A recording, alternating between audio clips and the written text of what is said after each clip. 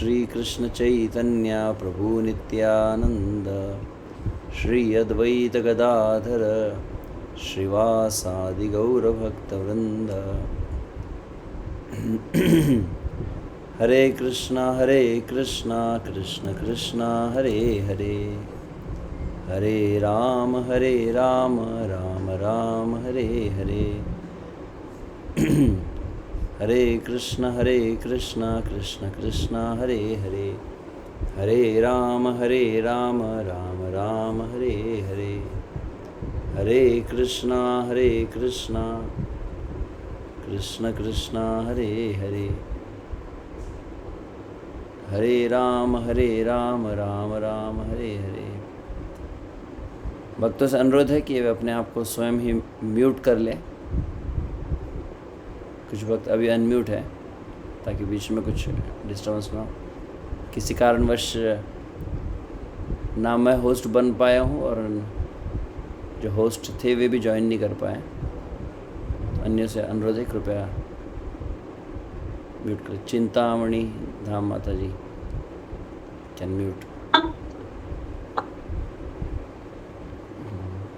Yes जी। हरे कृष्ण,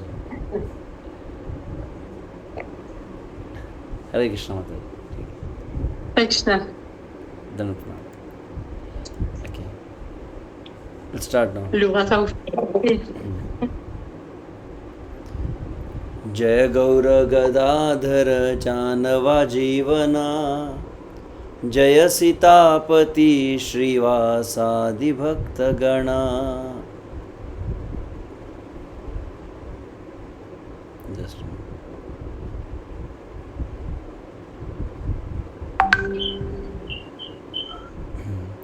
जय गौर गदाधर जानवा जीवना,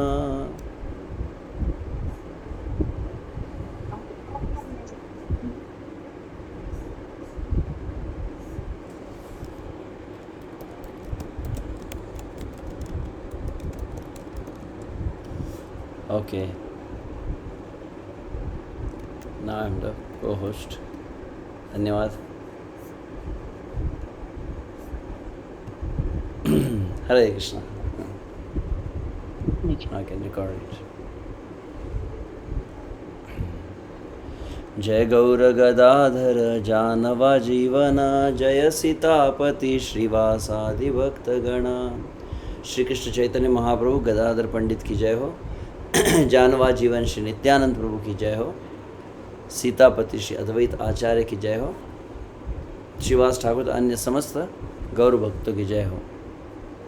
तो रूपानुग विद्यापीठ द्वारा आयोजित हरिनाम चिंतामणि पाठ्यक्रम जो काफ़ी महीनों से चल रहा था, लगभग उसके अंतिम 2 अध्यायों का किसी कारणवश हो नहीं पाए, तो हमने विचार किया कि आज कल और परसों 3 दिनों में हम इनको पूर्ण करने का प्रयास करेंगे। और विशेष रूप से बहुत बहुत धन्यवाद उन सभी भक्तों का जो संपूर्ण इस हरिनाम चिंतामणि में साथ में बने रहे। नामाचार्य श्री हरिदास ठाकुर और भगवान श्री कृष्ण चैतन्य महाप्रभु के बीच का यह संवाद श्री क्षेत्र जगन्नाथपुरी धाम में सिद्ध बकुल नामक स्थान पर जो संपन्न हुआ है, और जिसे श्रील भक्ति विनोद ठाकुर ने जिसका संकलन किया है, जिस हरिनाम चिंतामणि के अंतर्गत हम भगवान श्री कृष्ण चैतन्य महाप्रभु जीवों के उद्धार के विषय में जब जिज्ञासा किए, और उसका एकमेव कलिकाल का उपाय वह है नाम संकीर्तन। कैसे नाम संकीर्तन को किस रूप से किया जाए, उसी को बतलाते हुए नाम अपराध नामाभास शुद्ध नाम के विषय में बतलाए श्री हरिदास ठाकुर। और तदुपरांत क्रमशः एक एक करके अत्यंत विस्तार से 11 अध्यायों में 10 नाम अपराध, जो 11 नाम 10 नाम अपराध, और साथ में प्रमाद, असावधानी पूर्वक नाम जप करना, इन सभी की चर्चा श्री हरिदास ठाकुर किए। अब उसके उपरांत अंतिम 2 अध्याय में कंक्लूडिंग जो विषय है उसको चर्चा किया जाता है। तो श्री चैतन्य महाप्रभु सर्वप्रथम हरिदास ठाकुर का अनुमोदन कर रहे हैं, एप्रिशिएट कर रहे हैं, बहुत सुंदर आपने जो बतलाया है। और श्री चैतन्य महाप्रभु के मुख से ही हरिदास ठाकुर के गुणानुवर्णन किया गया है। महाप्रभु बोले सुन भक्त हरिदास, नाम अपराध तत्व करिले प्रकाश। श्री कृष्ण चैतन्य महाप्रभु कहे, हे हरिदास ठाकुर सुनो, आपने बहुत ही सुंदर पद्धति से नाम अपराध का जो तत्व है उसको बहुत ही स्पष्ट रूप से प्रकाशित किया है। इससे क्या लाभ होने वाला है? इहाते कलिर जीव लभिबे मंगल, नाम तत्वे तुमी हो आचार्य प्रबल। तो हरिदास ठाकुर आपने जो हरिनाम चिंतामणि में नाम अपराध तत्व को अत्यंत विस्तार से प्रकाशित किया है, यह कली काल के जीवों को मांगल्य प्रदान करने वाला है। वो बहुत ही सुंदर इस नाम तत्व के, नाम अपराध तत्व का चित्र जो समझ जाएगा वही व्यक्ति निरअपराध नाम लेगा और फलस्वरूप वह श्री कृष्ण के प्रेम को प्राप्त कर पाएगा। अतएव आपने ये जो कार्य किया यह कली काल के जीवों के मांगल्य के लिए है। नाम तत्व तुम ही हो आचार्य प्रबल। साथ में एम्पावरमेंट जिसको कहते हैं ना, तो भगवान श्री कृष्ण चैतन्य महाप्रभु एम्पावर कर रहे हैं, उनको शक्ति प्रदान कर रहे हैं इस शब्दों के द्वारा। नाम तत्व तुम ही हो, तुम बन जाओ आचार्य प्रबल, तुम सबसे प्रभावशाली, सबसे प्रबल, सबसे श्रेष्ठ नामाचार्य के रूप में तुम कहलाओ। अब यहाँ पर भक्तिनाथ ठाकुर के वचन, श्री चैतन्य अवतारे श्री हरिदास ठाकुर श्री नाम। एक बार पुनः, एक मिनट, कुछ भक्त ज्वाइन कर समय जरा अनम्यूट हो जाते हैं, थोड़ा सा just minute. Okay, now it's better.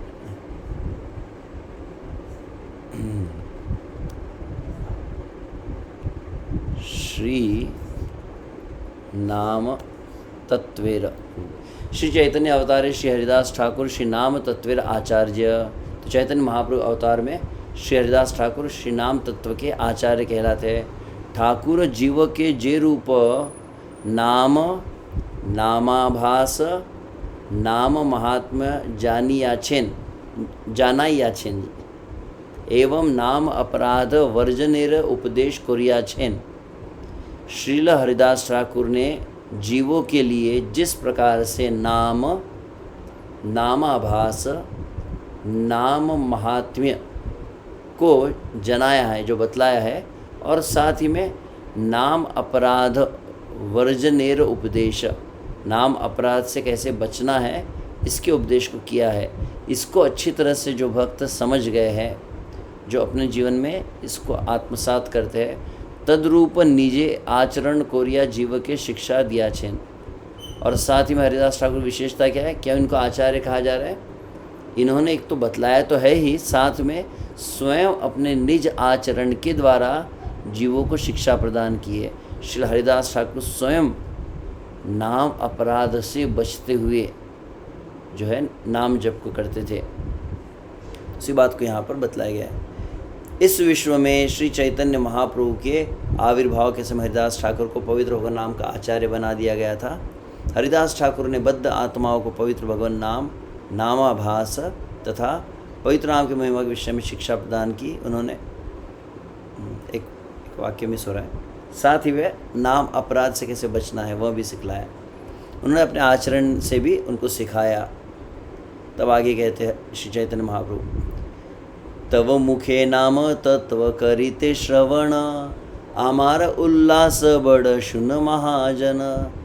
हे महाजन, हे महान भक्त हरिदास ठाकुर, आपके मुख से ये जो नाम तत्व को मैंने सुना है, भगवान कह रहे हैं, लेकिन हम कह सकते हैं कि भगवान श्री कृष्ण चैतन्य महाप्रभु अपना फीडबैक दे रहे हैं। जिस तरह से किसी भी, तो ये हरिनाम चिंतामणि कोर्स हरिदास ठाकुर ने कंडक्ट किया और अब श्री चैतन्य महाप्रभु अपना रियलाइजेशन बताए। तव मुखे नाम तत्व करीते श्रवण, हे हरिदास ठाकुर, तुम्हारे मुख से जो नाम तत्व को मैंने सुना है, आमार उल्लास बड़ शुन महाजन, मुझे बहुत अधिक आह्लाद, उल्लास, प्रसन्नता प्राप्त हो रही है इससे। आचार्य आचार्य तुम्ही प्रचारे पंडित, तुम्हार चरित नाम रत्ने विभूषित। हे हरिदास ठाकुर, तुम कौन हो? आचरण में तुम आचार्य हो और प्रचार में तुम पंडित हो। मतलब बहुत ही विद्वत्तापूर्ण वैदिक शास्त्रों के सार को तुम बहुत सुंदर रूप से प्रस्तुत करते हो। और आचार्य तुम्ही, और आचरण करने में तुम आचार्य हो। तो आचार्य शब्द का अर्थ है जो अपने आचरण से लोगों को सिखलाता है, उसको आचार्य कहते हैं। तो आचार्य आचार्य तुम्ही प्रचारे पंडित, और तुम्हार चरित, कैसा तुम्हारा व्यक्तिमत्व है हे Haridas Thakur? How is your personality? कोई व्यक्ति को कैसे सुंदर कैसा लगता है? जो उसको बहुत सुंदर आभूषणों से विभूषित किया जाता है। तो तुम्हारे चरित्र का सबसे प्रधान आभूषण कौन सा है? हरिदास ठाकुर का सबसे प्रमुख डेकोरेशन कौन सा है? नाम रत्न विभूषित, नाम के द्वारा ही तुम विभूषित होते हो। कितना सुंदर शब्द लगता है। तुम्हारा चरित्र पवित्र होकर नाम रूपी रत्न से बना आभूषण धारण करता है। आगे कहते हैं, रामानंद शिखाइल मोरे रस तत्व, तुम्ही शिखाइले मोरे नामेर महत्व।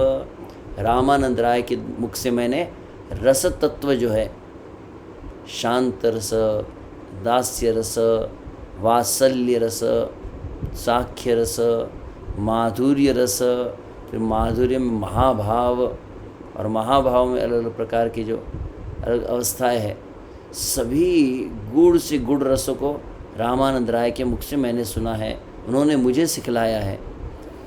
तुम्ही सिखाई ले मोरे नाम मेरा महत्व, और नाम के महत्व को मैंने तुमसे ही सीखा है। ये भगवान का बड़प्पन है कि भगवान अपने भक्तों की महिमा को अधिक अपने से श्रेष्ठ बतलाते हैं। एबे बोलो सेवा अपराध की प्रकार, सुनिया घुचिबे जीवे चित्त अंधकार। अब एक भिन्न विषय पर चर्चा हो रही है। एबे बोलो, अब बतलाओ। क्या बतलाओ? सेवा अपराध की प्रकार। सेवा शब्द का अर्थ यहाँ पर समझ लेना चाहिए। भगवान की सेवा ऐसे दो प्रकार से होती है। एक को कहा जाता है भागवत विधि के अनुसार, और दूसरे को कहा जाता है पांचरात्रिक विधि के अनुसार। भागवत विधि का अर्थ क्या होता है? भागवत विधि का अर्थ है वह भक्तिमय सेवा जिसका केंद्र बिंदु श्रवण कीर्तन आदि होता है।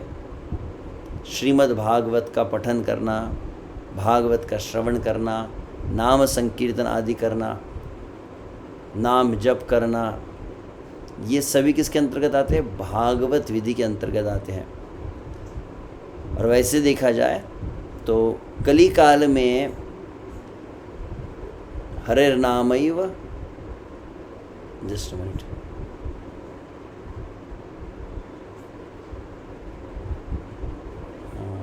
One minute,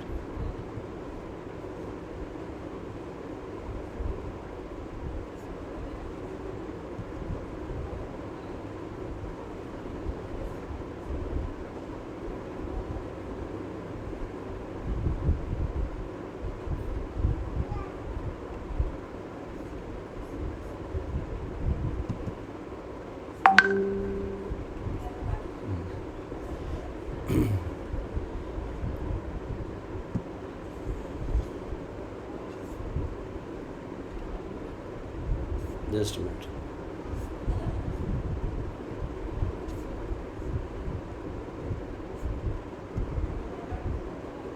Hare Krishna Krishna Krishna Hare Hare, Hare Ram Ram Ram Hare Hare.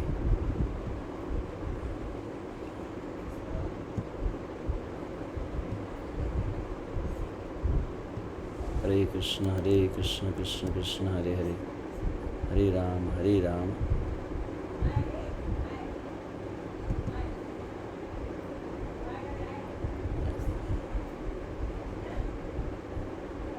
Krishna Krishna Krishna Hare Hare, Hare Ram Ram Ram Hare Hare.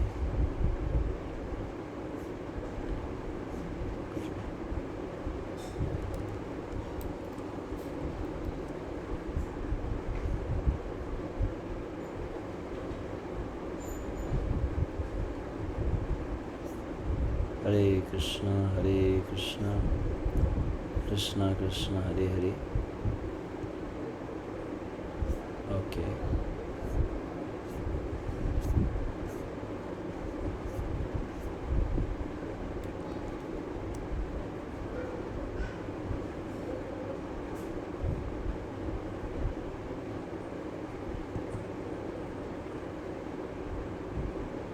Hare Krishna Krishna Krishna Hare Hare.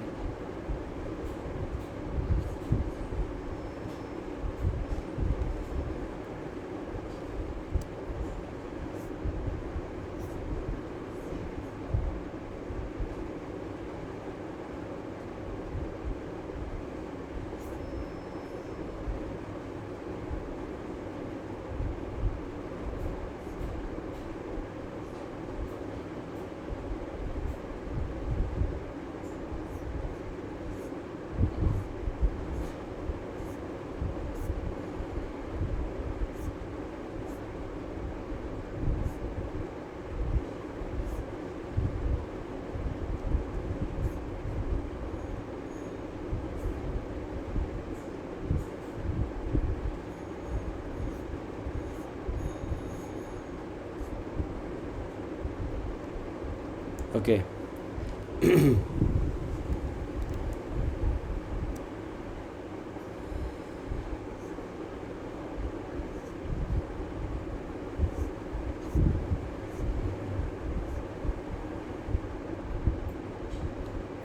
Okay, यहाँ पे हम रुके थे। एबे बोला सेवा अपराध की प्रकार शून्या गुचिबे जीवेर चित्त अंधकार।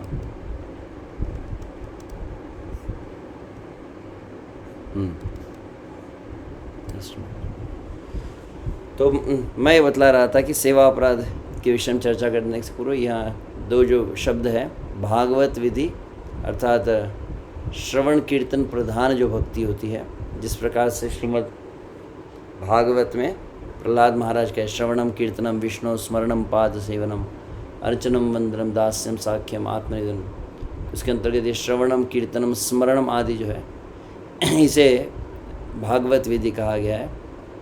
और इसमें भी सबसे श्रेष्ठ तार मध्य सर्वश्रेष्ठ नाम संकीर्तन निरपराध नाम लैले पावे पाइवे प्रेम धन। तो नाम संकीर्तन तो एकमेव कलयुग का युग धर्म है, इसको छोड़कर अन्य किसी की आवश्यकता है ही नहीं देखा जाए तो। तब मन में विचार आ सकता है हरिनाम चिंतामणि सेवा अपराध ये क्या बात है, कौन सा विषय है। तो नाम संकीर्तन अपने आप में पर्याप्त है। जिस तरह से हम प्रारंभिक सत्रों में काफ़ी विस्तार से इसकी चर्चा किए भी है, जहाँ पर श्रील जीव गोस्वामी ने इस बात को बतलाया था कि हालांकि यद्यपि अन्या भक्ति कलौ कर्तव्या, हालांकि अन्य भक्ति के जो अंग है, नवधा भक्ति जो बतलाई गई है, वो अन्य समस्त भक्ति के अंगों को भी संपादित कलयुग में किया जा सकता है। परंतु शब्द क्या है, जीव गोस्वामी भक्ति संदर्भ में कहते हैं यद्यपि अन्या भक्ति ही कलौ कर्तव्या, हालांकि कलयुग में अन्य भक्तियों को संपादित किया जा सकता है, तदा कीर्तनाख्यस भक्ति संयोगे नैव,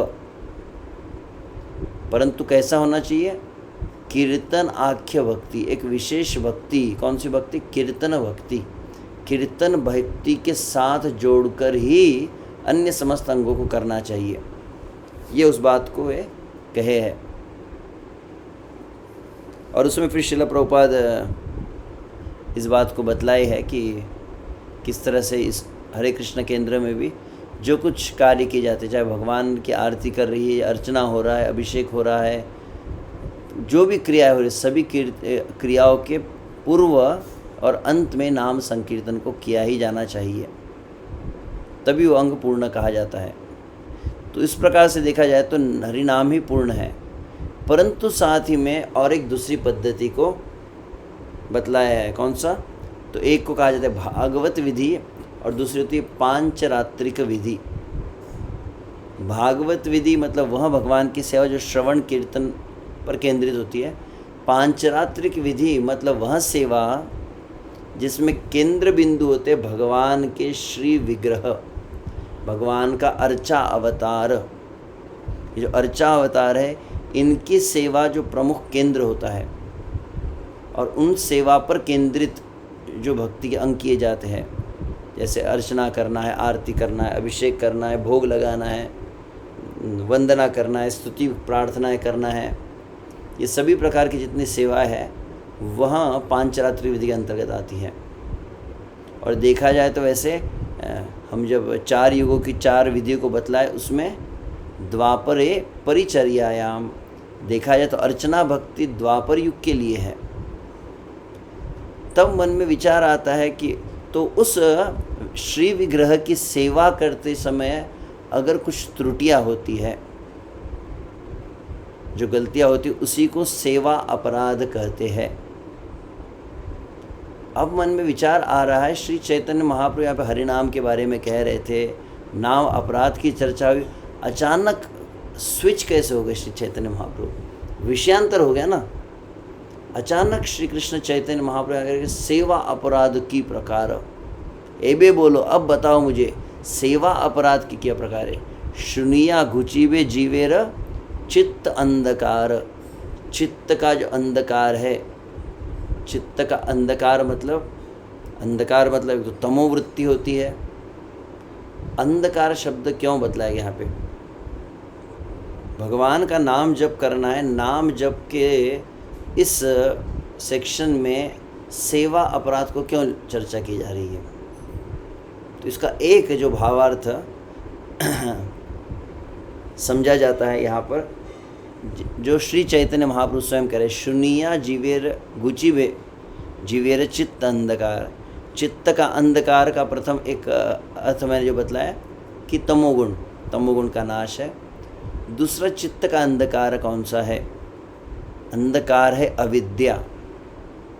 और अविद्या मतलब क्या, हम कौन है, वास्तव हमारा परिचय है, जीवेर स्वरूप है कृष्ण नित्य दास, श्री कृष्ण की नित्य दासता, सेवा वृत्ति, श्री कृष्ण को आह्लाद देने का जो भाव है, यह भावना जिसको सेवा भावना कहे, दास्य भावना कहे, यह जीव का मूल स्वभाव कहे, यह जब आवृत्त हो जाता है, किससे आवृत्त हो जाता है, भोग वृत्ति से, ईश्वर भाव से, कर्तृत्व भाव से, मैं करता हूँ, मैं भोगता हूँ, मैं ईश्वर हूँ, मैं स्वामी हूँ, यह जो भावना है इसी को सबसे गाढ़ अंधकार कहा गया है। तो हम जब नाम जप कर रहे हैं, नाम जप में सबसे प्रधान एक बात जो है, हम जब अंततः जब ध्यानपूर्वक जप के विषय में चर्चा कर रहे थे, स्नेह युक्त नाम, भाव युक्त नाम जप के जो कह रहे थे, और इसी को श्रील प्रभुपाद कहते हैं कि नाम जप में प्रधान एक बात कौन सी होनी चाहिए वह है कि सेवा की याचना।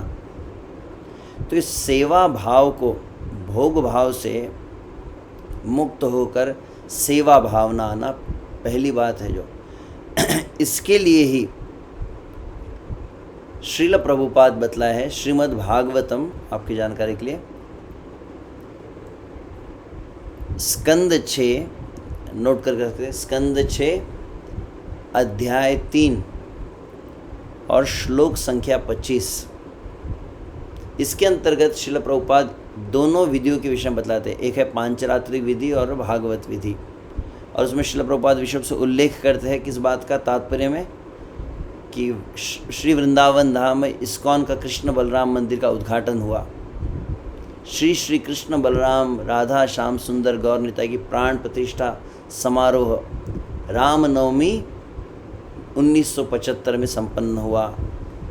तो उस समय श्रील प्रभुपाद अपना निज अनुभव जो हुआ उसी को श्रील प्रभुपाद ने वहाँ तात्पर्य में उल्लेखित किया है कि इस संसार में अधिकांश लोग जो है, जो कर्म कांड की विधि होती है, बहुत बाह्य जो आडंबर होता है, यज्ञ है, होम है, बड़ी बड़ी अर्चना है, पूजा है, इनको बहुत अधिक महत्ता देते हैं। और उन्हें कहा जाए केवल एक स्थान पर बैठ जाओ, ताली बजाओ, कीर्तन करो, तो उनको लगता है ये कोई बहुत बड़ी चीज़ नहीं है। बड़ी बड़ी जो आरतियाँ होती है, बड़े बड़े भोग लग रहे हैं, बड़ा बहुत अधिक ऐसा जो ऐश्वर्य प्रकाश किया जा रहा है, इससे लोग अधिक आकर्षित होते हैं। तो वहाँ पर श्रील प्रभुपाद इसको तुलना किए कर्म कांड को और नाम संकीर्तन को। उन्होंने कहा कि लोग जो बहुत बड़े मंत्रों का उच्चारण करना, पंडितों ब्राह्मणों के द्वारा कर्म कांड को संपन्न करना, इसको बहुत अधिक श्रेष्ठ मानते हैं। तो कभी कभी इन लोगों के बीच में जब हम रहते हैं, प्रभुपाद कह रहे हैं, तो इन लोगों की प्रसन्नता के लिए इनकी हमारे ऊपर श्रद्धा बनी रहे, इसलिए हम इनके प्रकार इनके जैसे हम विधि को अपनाते हैं, उस कर्मकांड की विधि को करते हैं। श्री प्रभुपाद ने कहा कि हाल ही में कृष्ण बलराम मंदिर जब उद्घाटन हुआ, उस समय हमने स्पेशली यहाँ के ब्राह्मणों को बुलाया वैदिक अनुष्ठान करने के लिए। क्यों? क्योंकि हम तो यहाँ पर पाश्चात्य देश से जो भक्त बने थे, उनके ब्राह्मणत्व को भारत के लोग उतना स्वीकार नहीं कर रहे थे। विशेष रूप से स्मार्त ब्राह्मण जो है, स्मार्त ब्राह्मण अमेरिकन ब्राह्मण को प्रामाणिक ब्राह्मण नहीं मानेंगे। इसीलिए इनके साथ जुड़े रहने के लिए हमने क्या किया, इन ब्राह्मणों को बुलाया और इनके द्वारा फिर अलग अलग प्रकार की जो विधि है उसको संपन्न करवा रहे थे, जिसमें खर्चा बहुत हुआ। और प्रभुपाद अपना अनुभव बताते, हालांकि वो हो रहा था, परंतु उसके साथ में श्रील प्रभुपाद ने क्या करवाया, भक्तों को कहकर हरिनाम संकीर्तन करवाया उच्च स्वर में। और वहाँ पे वो ब्राह्मण कहते स्वाहा स्वाहा, तो प्रभुपाद का और जोर से करो कीर्तन, और जोर से मृदंग बजाओ, ऐसे जोर जोर से कीर्तन करवा रहे थे। और श्रील प्रभुपाद तब वहाँ तात्पर्य लिखते अपना स्वयं का मत, क्या कहते हैं कि मेरी तो मान्यता यह है कि हरिनाम संकीर्तन जो उच्च स्वर में हो रहा था, ये उस वैदिक कर्मकांड की विधि से अधिक श्रेष्ठ है। उनको दिखाने के लिए कर्मकांड साइड बाय साइड चल रहा था, और हमारे लिए हम संकीर्तन करके प्राण प्रतिष्ठा भी अपने आप में संपन्न हो सकती थी। परंतु फिर लोग आकर्षित हुए, इसलिए हमने इसे किया। हम तो प्रभुपाद लिखते, हम तो केवल संकीर्तन ही कराते, किंतु तब वृंदावन के निवासी इस प्राण प्रतिष्ठा उत्सव को गंभीरता से नहीं लेते थे। तो विशेषतः इस कलयुग में तो अकेला हरिनाम संकीर्तन पर्याप्त है। प्रभुपाद कहते यदि विश्व के विभिन्न भागों में हमारे मंदिरों में सदस्य क्या करे, भगवान के सामने, अर्चा विग्रह के सामने, श्री विग्रह के सामने क्या करना है, विशेष रूप से श्री कृष्ण चैतन्य महाप्रभु के सामने। प्रभुपाद के बहुत कन्विक्शन के साथ कहते हैं, पूरे दुनिया में क्या करना है, केवल चैतन्य महाप्रभु के श्री विग्रह के सामने आप संकीर्तन करते रहेंगे, you will attain the complete perfection. अन्य किसी भी क्रिया की आवश्यकता ही नहीं है। अब मन में विचार आ सकता है कि अन्य किसी क्रिया की आवश्यकता तो नहीं है, प्रभुपाद जी कहे, परंतु प्रभुपाद ने एक बात क्या कि वहाँ पे कहते कहते आपने ध्यान से सुनाऊंगा तो मैंने कहा विश्व भर में अलग अलग भागों में जितने भी ये मंदिर है और वहाँ पर विग्रहों के समक्ष हरिनाम संकीर्तन अपने आप में पर्याप्त है, तो फिर श्री विग्रह की स्थापना प्रभुपाद जी क्यों करवाए? संपूर्ण विश्व में केवल नाम संकीर्तन नहीं करते, प्रभुपाद जी ने संपूर्ण विश्व में मंदिर क्यों बनाए? क्योंकि कलियुग का जो विधि नहीं है श्री विग्रह की सेवा करना, अर्चना जो है हम कर भी नहीं सकते। विश्व से हम अभी दक्षिण भारत में थे, अहोबिलम में थे, परम पूज्य श्री लोकनाथ स्वामी महाराज जी के साथ। हम देखिए वहाँ पर विश्व से श्री वैष्णव बहुत ही पारंपरिक पद्धति से वहाँ पर करते हैं, यज्ञ आदि होता है, अर्चना होती है, और बहुत ही शुद्धि के साथ, बहुत ही शुद्धता से मंत्र उच्चारण के साथ। मुझे याद है मैं वहाँ पर ज्वाला नरसिंह को जब ऊपर गए तो मुझे डांट पड़ गई, क्योंकि मैं वहाँ पर भवनाशिनी है जो श्री नरसिंह भगवान के चरण कमलों से जो जल प्रकट होता है उसको भवनाशिनी कहते हैं। तो उसके नीचे मैं स्नान कर रहा था और स्नान करके गीले वस्त्र थे, मैं थोड़ा अधिक कुछ अतिरेक भाव में आ गया, भावातिरेक में। तो मैंने कहा चलो इसी ऐसे ही, मतलब वो मार्ग में रास्ते में पानी का जो झरना होता है तो उसके नीचे हम खड़े होकर स्नान किए और उसी गीले वस्त्र में सीधा मैं मंदिर में प्रवेश कर गया। तो पूरे वस्त्रों से पानी भी टपक रहा था, और जैसे वहाँ पर उन ज्वाला नरसिंह के समक्ष में खड़ा हुआ तो वो पुजारी एकदम डांट दिया, निकल जाओ, बाहर निकल जाओ।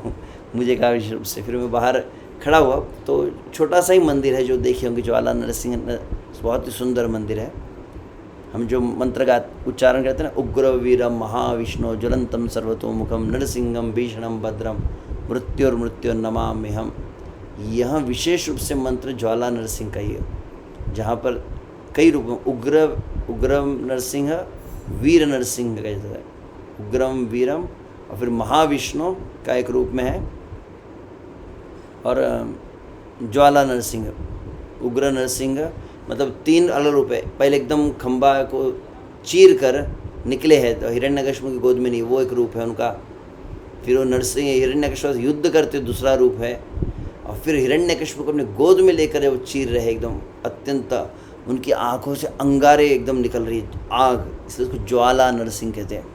बहुत ही भयानक वह स्वरूप बतलाया जाता है। तो जो भी हो, तो उनके समक्ष जब मैं, तो फिर मैं बाहर आ गया, और बाहर के फिर जो जाली थी उसके पीछे खड़े होकर मैं अपने वस्त्र को सूखने का तो प्रतीक्षा करने लगा, और वहाँ से मैं दर्शन करने लगा। तब उन्होंने इस बात को बताया कि एक पद्धति होती है, भगवान के सामने कैसे भी नहीं जा सकते आप, वे अनंत कोटि ब्रह्मांड के नायक है। अत्यंत स्वच्छ आपके वस्त्र होने चाहिए, पवित्र वस्त्र होना चाहिए, मस्तक पर तिलक आदि पुंद्र आदि धारण करना चाहिए।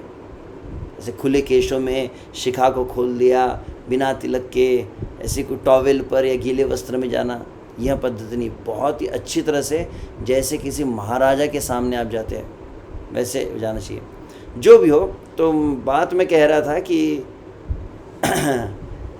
कली काल में देखा जाए तो अर्चना पूर्ण विधिवत संभव इतना आसान नहीं है। विशुभ से अगर आप हरि भक्ति विलास को पढ़ते हैं, श्री सनातन गोस्वामी जी इन बातों को बतलाया है, तो फिर प्रश्न आता है कि कलयुग में हरि नाम ही सब कुछ है, परंतु अब 2 प्रश्न हैं।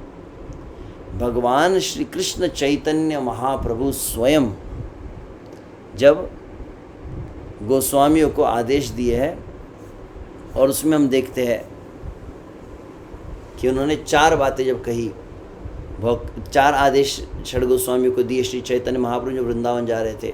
भक्त भक्ति कृष्ण प्रेम तत्वेर निधार, वैष्णवेर कृत्य आर वैष्णव आचार, कृष्ण भक्ति कृष्ण प्रेम सेवा प्रवर्तन। ओके, आपके लिए हम इसको यहाँ दिखाई देते हैं, इसके ऊपर ही कर देते हैं।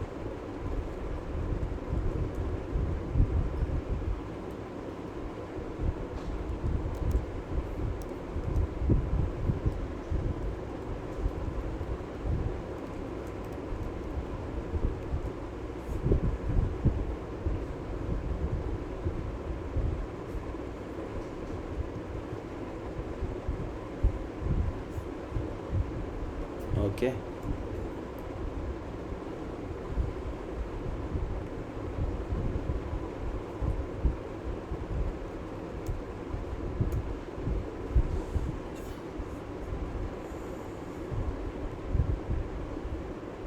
आशा करते हैं आप देख पा रहे हो। तो ये श्री चैतन्य महाप्रभु 4 आदेश यहाँ पर दिए षड गोस्वामियों को वृंदावन जाते हैं, विशुभ से रूप सनातन को। भक्त भक्ति कृष्ण प्रेम तत्वेर निधार, इंस्ट्रक्शन नंबर 1, इस तत्व को प्रकाशित करें। कौन सा? भक्त भक्ति प्रेम, कृष्ण प्रेम, ये जो तत्व है, भक्त ये जो तत्व है, वैष्णव तत्व है, भक्ति यह तत्व है, प्रेम यह तत्व है। इसको समस्त वैदिक शास्त्र, उपनिषद, पुराण, वेद सभी का आधार लेकर भक्ति परक शास्त्रों का संकलन, गौड़ीय वैष्णव लिटरेचर कंपाइल करना, ये पहला इंस्ट्रक्शन था। दूसरा, भक्त भक्ति कृष्ण प्रेम तत्वेर निधार, वैष्णवेर कृत्य आर वैष्णव आचार। Second is Vaishnav etiquette standard. तो पहला हुआ शास्त्रों का, नाना शास्त्र विचारणैक निपुणों सद्धर्म संस्थापको, सद्धर्म की स्थापना। सद्धर्म मतलब भागवत धर्म, प्रेमा भक्ति का जो धर्म है उसको शास्त्रों का निचोड़ करके आप प्रस्तुत करो ग्रंथों के रूप में। तो उपदेशामृत, भक्ति रसामृत सिंधु, हरि भक्ति विलास, षड संदर्भ आदि, इन सभी का आचार्यों ने संकलन किया। दूसरा था अपने आचरण से वैष्णव सदाचार की शिक्षा को दो। अब तीसरा और चौथा आदेश क्या था? भक्त भक्ति कृष्ण प्रेम तत्वेर निधार, वैष्णवेर कृत्य आर वैष्णव आचार। कृष्ण भक्ति कृष्ण प्रेम सेवा प्रवर्तन, लुप्त तीर्थ उद्धार आर वैराग्य शिक्षण। तो एक हुआ लुप्त तीर्थ उद्धार। लुप्त तीर्थ उद्धार जो कहा गया, मतलब समस्त भगवान की जो लीला स्थलियाँ है, द्वादश वन है, राधा कुंड, श्याम कुंड है, और फिर बहुला वन है, काम वन है, मधुवन है, भोजन स्थली कहाँ है, चरण पहाड़ी कहाँ है, जितने श्री कृष्ण की समस्त तीर्थ है लुप्त जो हो चुके हैं, लुप्त तीर्थ उद्धार, धाम लीला स्थलियों का प्रकाश करना।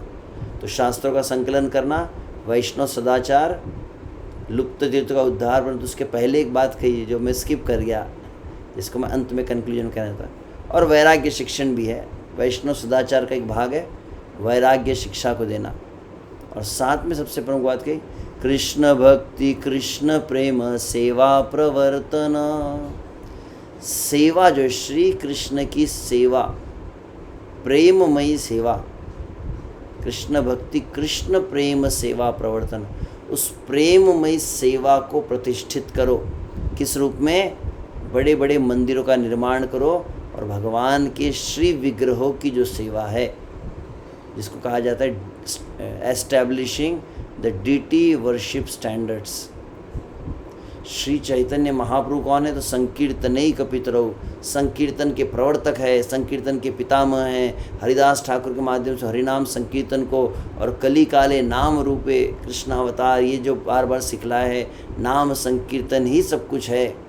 यह बात जो श्री चैतन्य महाप्रभु अपने भक्त भाव में जो लीला प्रकाशित, उसमें प्रारंभ से अंत तक इस बात को ही कहा है। परंतु वे श्री चैतन्य महाप्रभु ने 4 बातों में एक प्रमुख बात कही कि श्री विग्रह की सेवा। श्री चैतन्य महाप्रभु हालांकि स्वयं सदैव नाम संकीर्तन, परंतु श्री चैतन्य महाप्रभु नित्य प्रति अपने डेली प्रोग्राम जो रहता था उनका, साधना हो, भजन हो, उसमें सबसे प्रमुख भाग कौन सा रहता है कि बहुत दीर्घ काल तक वो भगवान के श्री विग्रहों के समक्ष रहते थे, जगन्नाथ जी के समक्ष, और जब जगन्नाथ जी का दर्शन न हो तो अलारनाथ जी के समक्ष। तो और स्वयं फिर गिरिराज जी की शिला को अपने वक्षस्थल से लगाए रखते थे। आगे चलकर रघुनाथ दास गोस्वामी गुरु ने वही गिरिराज जी की शिला प्रदान की, जो श्री चैतन्य महाप्रभु के प्रेमाश्रु से सिंचित हुई थी, मतलब भिगोई गई थी, अभिषिक्त हुई थी, और भगवान श्री कृष्ण चैतन्य महाप्रभु के दिव्य उंगलियों का चिन्ह उसके ऊपर अंकित हो गया था। तो पहली बात कि श्री चैतन्य महाप्रभु संकीर्तन के पितामह होकर भी श्री चैतन्य महाप्रभु ने मंदिरों और श्री विग्रह की सेवा को प्रारंभ करवाया।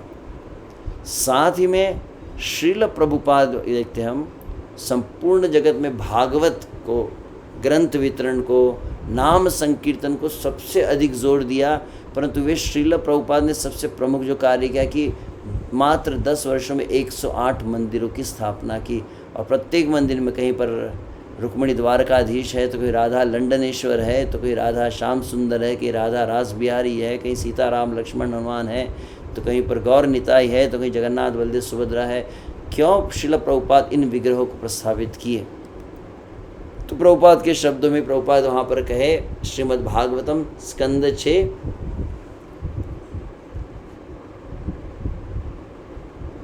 ओके, हम आपके लिए उसको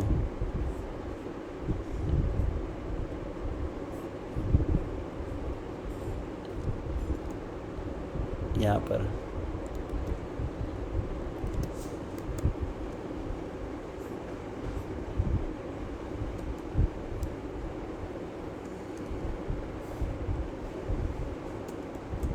जस्ट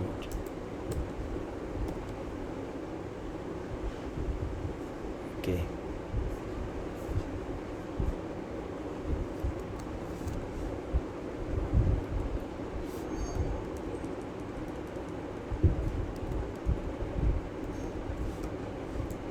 ओके, आप देख पा रहे होंगे आशा करता हूँ। श्रील प्रभुपाद के वाक्य अंतिम जो तात्पर्य का उसको हम पढ़ते हैं। विशेषतया इस कलयुग में अकेला संकीर्तन पर्याप्त है, ये मैं कह रहा था। यदि विश्व में के विभिन्न भागों में हमारे मंदिरों के सदस्य अर्चा विग्रह समक्ष, विशेषतः श्री चैतन्य महाप्रभु समक्ष केवल संकीर्तन करते रहे तो वे पूर्ण बने रहेंगे, अन्य किसी कृत्य की आवश्यकता नहीं है। फिर भी अब देखो टर्निंग पॉइंट है यहाँ पे तात्पर्य में, प्रभुपाद क्या कहे, फिर भी अपनी आदतों को तथा मन को स्वच्छ रखने के लिए, ये पॉइंट टू बी नोटेड, किस लिए, आपकी आदतें शुद्ध हो। श्रीमद् भागवतम प्रथम स्कंद अध्याय 3 अंतिम श्लोक, जहाँ पर सुद गोस्वामी कहते कि जैसा मैंने शुकदेव गोस्वामी के मुख से सुना, जैसा समझा, एकाग्र चित्त होकर मैंने उसे सुना है, अब मैं वही तुम्हें सुना रहा हूँ। शौनक आदि ऋषियों को कहते हैं। वहाँ पर श्रील प्रभुपाद बहुत सुंदर बात कहे। क्या कहे, श्रीमद् भागवत को जब आप एकाग्र चित्त होकर शुद्ध भक्तों के मुख से श्रवण करते हैं तो श्रीमद् भागवत के प्रत्येक पन्ने पर आपको साक्षात भगवान श्री कृष्ण का दर्शन होगा। और एक नहीं, जहाँ तो मुझे समझ कम से कम 2 बार प्रभुपाद ने इसी वाक्य का है, you can see Krishna on every page of Shrimad Bhagavatam. परंतु 2 बातें कौन सी, एकाग्र चित्त होकर जब शुद्ध भक्तों के मुख से सुनते हैं। और वहाँ पर श्रील प्रभुपाद कहते हैं कि आप अपने मन को विथ, इंग्लिश में कहा जाता है विथ रैप्ट अटेंशन। कैसे वो रैप्ट अटेंशन आएगा, एकाग्र चित्त कैसे होंगे हम भगवान के नाम में, भगवान की कथा में। तो वहाँ पर कहा जाता है हम तब तक एकाग्र चित्त नहीं हो सकते जब तक हमारा मन पवित्र नहीं है। श्रील प्रभुपाद का वाक्य है, one cannot have that rapt attention unless until one is not pure in mind। अब आगे प्रभुपाद का क्या वाक्य है, one cannot be pure in mind unless until one is not pure in his actions। तो मन एकाग्र नहीं हो सकता हरिनाम में जब तक आपका मन पवित्र नहीं है। मन आपका शुद्ध नहीं रह सकता जब तक आपकी क्रियाएं पवित्र नहीं हैं, और क्रियाएं आपकी तब तक पवित्र नहीं हो सकती जब तक आपका आहार, निद्रा आदि जो आदतें हैं वह पवित्र और संतुलित, प्योर एंड रेगुलेटेड जिसको कह सकते हैं, न हो। तो वहाँ पर शब्द आदतें आता है। तो आपकी आदतें कैसे शुद्ध होंगी, आदतें शुद्ध होंगी, आपकी जीवन शैली जब शुद्ध होंगी तब आपका मन शुद्ध होगा, मन शुद्ध होगा तो मन एकाग्र होगा, मन एकाग्र होगा तो हरिनाम में लगेगा। So now you see the connection यहाँ। तो ये आदतें कैसे पवित्र हो, तो उसके लिए आदतों को पवित्र करने के लिए, अपने मन को पवित्र करने के लिए आपको तमोगुण से क्रमशः रजोगुण, रजोगुण से सत्वगुण में और शुद्ध सत्व में उठाने के लिए मदद करने के लिए विशेष रूप से श्री विग्रह की सेवा है। पहली बात यहाँ पर है। तो अन्य विधि विधानों की आवश्यकता पड़ती है। श्रील जीव गोस्वामी अब कह रहे, क्या कह रहे, यद्यपि जीवन की पूर्णता के लिए संकीर्तन पर्याप्त है, किंतु बट अर्चना अर्थात मंदिर में अर्चा विग्रह पूजा को करते रहना चाहिए। क्यों, अब फिर से प्रभुपाद कारण बता, जिससे भक्तगण स्वच्छ तथा शुद्ध रहे। अगर आपको कहा जाए कि हरिनाम ही करना है तो कई अधिकतर ऐसे भक्त होंगे जो अगले दिन से फिर नहाना ही बंद कर देंगे। आपको सिर्फ सुबह उठकर 16 माला जप करनी है। जब विग्रह की सेवा हो, भगवान के सामने समक्ष हमको खड़ा होना है तो हम स्नान करेंगे, पवित्र अवस्था धारण करेंगे। अन्यथा बोलेंगे कि हाँ हरिनाम तो क्या है, तत्रार्पिता नियमित तो स्मरणे न काल, नाम के लिए तो कोई देश काल नियम नहीं है। तो आप पवित्र अवस्था में करो, अपवित्र में करो, शुद्ध वस्त्र में करो, शुद्ध वस्त्र में करो, ऐसा मन में धारणा आ सकती है। विग्रह क्या करता है, विग्रह है तो फिर आपकी नियम सेवा रहती है। 4:30 बजे मंगला आरती है, मतलब है ही।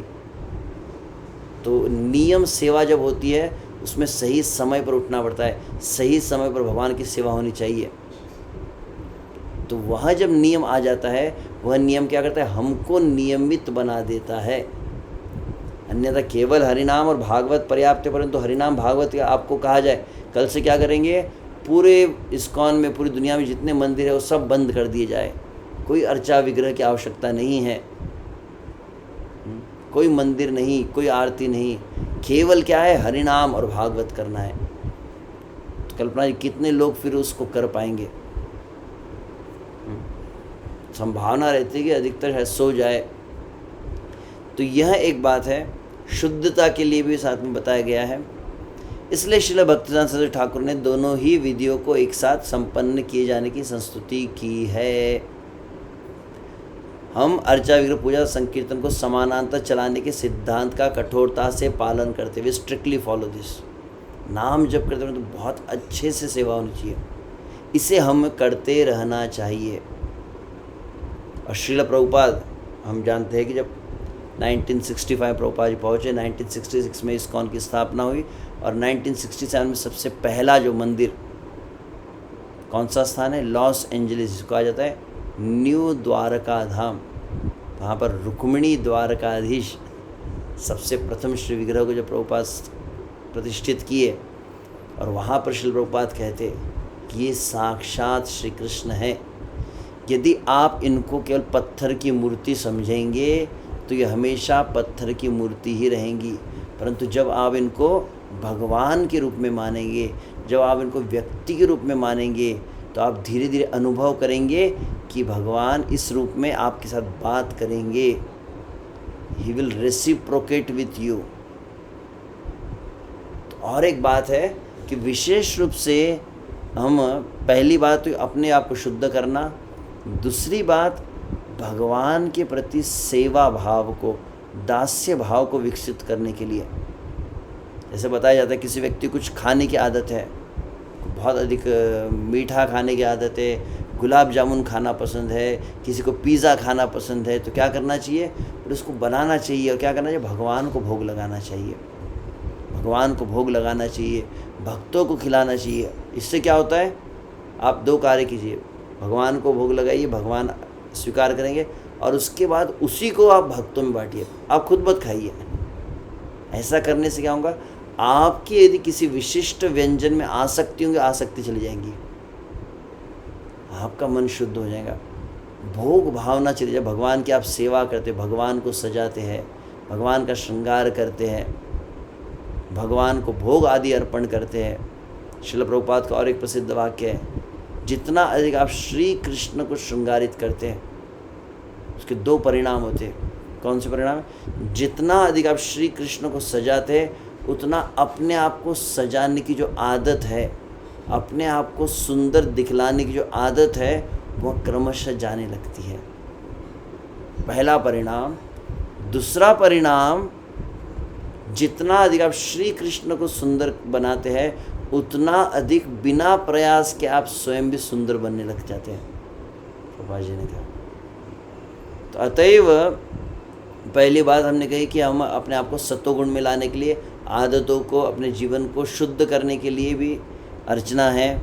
दूसरा है भगवान के प्रति सेवा, भोग भाव को मिटाकर सेवा भाव को जागृत करने के लिए। तीसरी बात, हमारा श्री कृष्ण से एक संबंध है, चाहे वात्सल्य में हो, माधुर्य में हो, साख्य में हो। संबंध का अर्थ क्या होता है, दो व्यक्ति होते हैं, व्यक्तियों के बीच में सेवा का आदान प्रदान होता है।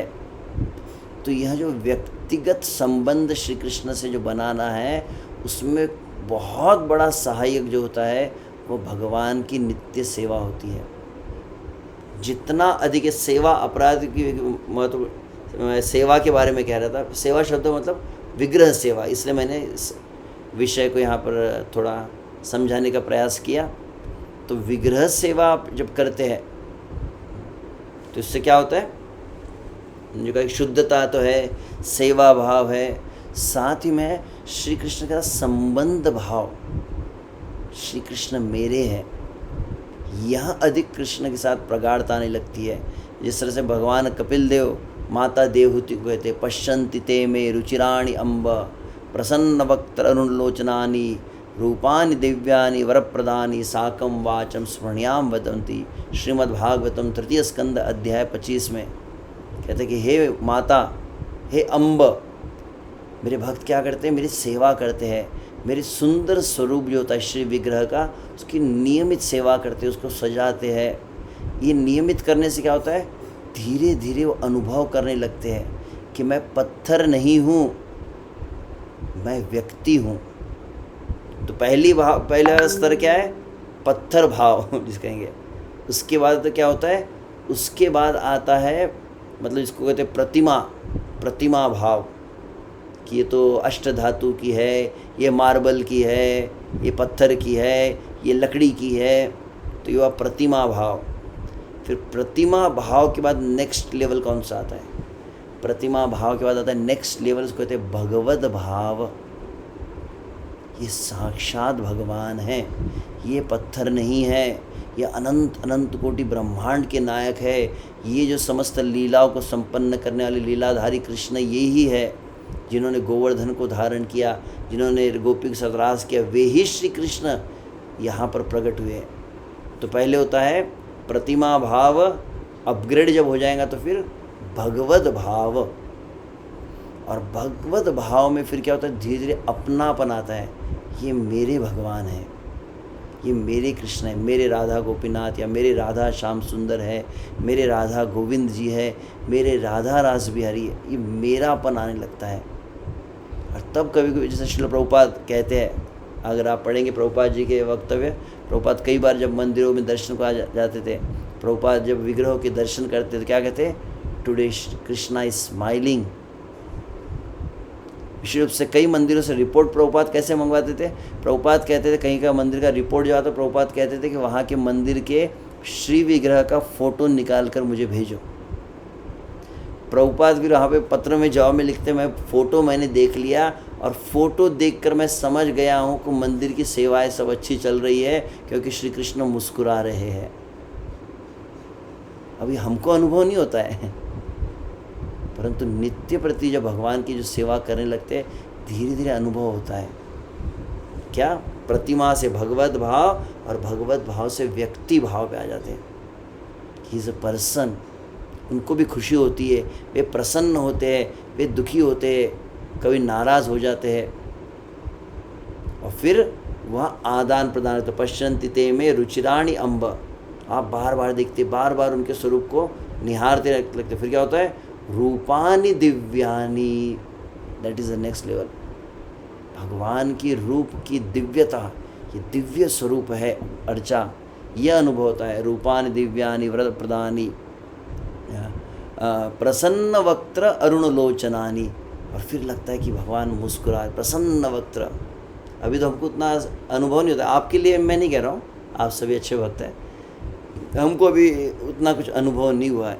प्रसन्न वक्त्र, भगवान बहुत मुस्कुरा रहे, भगवान बहुत प्रसन्न होकर देख रहे, भगवान आज प्रसन्न नहीं है, भगवान को भूख लगी है, ये भक्त अनुभव करने लगता है। और फिर साकम वाचम स्पृण्याम वदंती, और they start speaking with me. यह कोई सहजिया बात नहीं, परंतु तो यह जो बात है, श्रील रूप गोस्वामी भक्ति रसामृत सिंधु में शुद्ध भक्ति का जब विश्लेषण किए, 64 अंगों का वर्णन किए, उसमें विशेष रूप से 32 सेवा अपराध का वर्णन किए है। तो केवल सेवा अपराध शब्द पर ही मैं थोड़ा रुक गया था, क्षमा चाहता हूँ। तो शब्द यह था, एबे बोलो सेवा अपराध की प्रकार। तो यह सेवा अपराध को जब आप टालते हैं, जैसे नाम अपराध आवश्यक है, वैसे सेवा अपराध से बचना भी आवश्यक है। आप भगवान की सेवा करते परंतु कोई नियम ही पता नहीं है, सेवा अपराध नहीं है पता है, तो क्या होगा, जैसे मान लीजिए भगवान को जैसे दर्शन खुलता है, सबसे पहला कौन सा कार्य करना होता है, तुरंत साष्टांग दंडवत प्रणाम करना होता है, नतमस्तक होना आवश्यक है। अगर भगवान को देखते बराबर प्रणाम न किया तो क्या होगा, एक सेवा अपराध हो गया। भगवान के सामने जोर जोर से चिल्लाना दूसरा सेवा अपराध हुआ। जैसे मैंने अभी कहा, भगवान के सामने अपवित्र अवस्था में आना, ये तीसरा सेवा अपराध हुआ।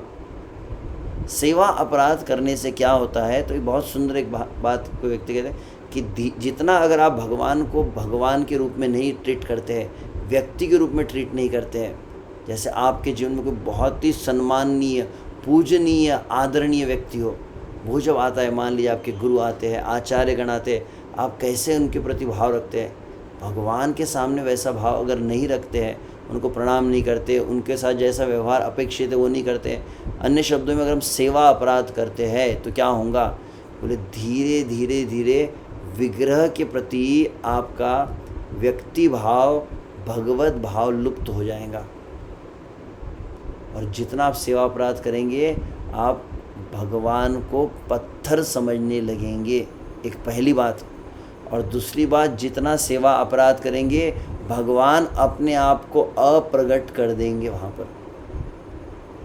अभी मैं मंदिर में गया था, जब लक्ष्मी नरसिंह मंदिर में, वहाँ पर आप देखेंगे बहुत सुंदर शब्द को प्रयोग करते हैं। क्या था? अम्मा वारी सन्निधि, लक्ष्मी नरसिंह सन्निधि। मंदिर के गर्भगृह के सामने लिखा था कि ऐसा सन्निधि शब्द मतलब वहाँ पर भगवान का सानिध्य हमें मिलेगा, एकदम दिव्य अनुभव होता है अगर ठीक से जहाँ पर सेवा होती है। विशुभ से मैं इस बात को अमरावती में भक्तों से कह रहा था कि कई मंदिरों आप जाते हैं, वृंदावन में आप जाते, राधा रमन में अलग ही फीलिंग होती है प्रभु जी। आप तिरुपति बालाजी जाएंगे तो वहाँ पर अलग अनुभव होता है कि दिव्यता निसंदेह वहाँ पर बताया था कि धाम है, वो धाम का अपना प्रभाव है।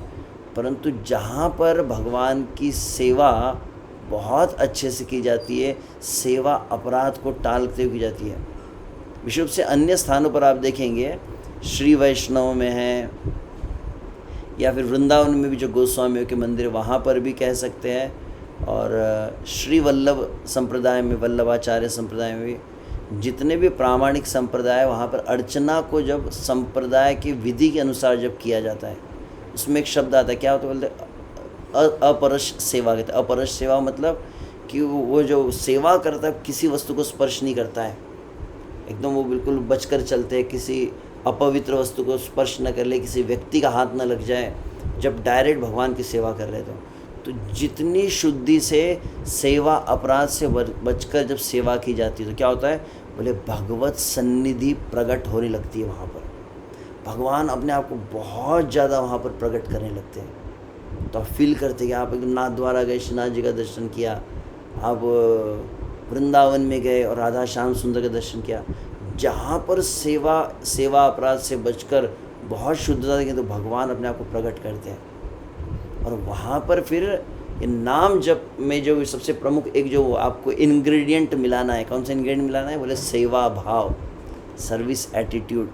यहाँ बहुत जल्दी विकसित होता है जब इसको साथ में किया जाता है तो। ठीक है, तो अब केवल संक्षेप में, पूरा विस्तार से अभी हम इतना नहीं लेंगे, काफ़ी कुछ है, देखते हैं तो केवल संक्षेप में इसकी चर्चा कर लेंगे। तो सेवा अपराध के विषय में श्री चैतन्य महाप्रभु पूछे, जिसे चित्त का अंधकार दूर हो। हरिदास बोले से सेवक जो न जाने, आमी नाम आश्रय था कि जानिब के मने। तो हरिदास ठाकुर थे, ओह हे श्री चैतन्य महाप्रभु, सेवक मतलब, तो सेवा मतलब विग्रह की सेवा, तो सेवक मतलब पुजारी लोग। आप कह रहे सेवा अपराध, अरे सेवा अपराध जो पुजारी लोग हैं उनको बताऊंगा, मैं तो मुसलमान हूँ, मैं तो जगन्नाथ जी के मंदिर में तक प्रवेश नहीं कर सकता। तो हरिदास ठाकुर को विग्रह की सेवा करते थे। कितनी विचित्र बात है, जो रेगुलर पुजारी हो उससे आप डिटी वर्शिप के बारे में पूछिए ना, जो पुजारी नहीं है उसको आप डिटी वर्शिप के बारे में पूछेंगे तो कैसा होगा?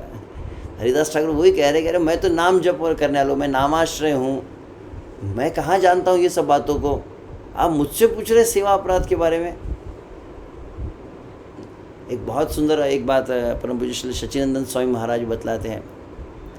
विग्रह एक होता है श्री विग्रह और दूसरा होता है नाम विग्रह। एक होता है अर्चा विग्रह और दूसरा है नाम विग्रह।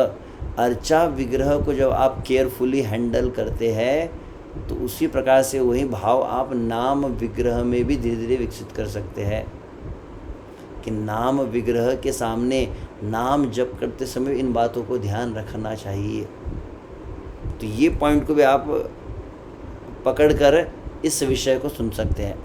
तो हरिदास ठाकुर कह रहे हैं कि जो आपके सेवक हैं, मतलब पुजारी जो रहते हैं शिव विग्रह की, अर्चा विग्रह की सेवा करने वाले, वे जानते हैं, मैं कैसे कह सकता हूँ इनके बारे में, परंतु फिर भी आपने मुझे आदेश दिया है तबु तव आज्ञा आमी लंघी बारे नारी, जहाँ बला इबे तहाँ बलि वो विस्तारी।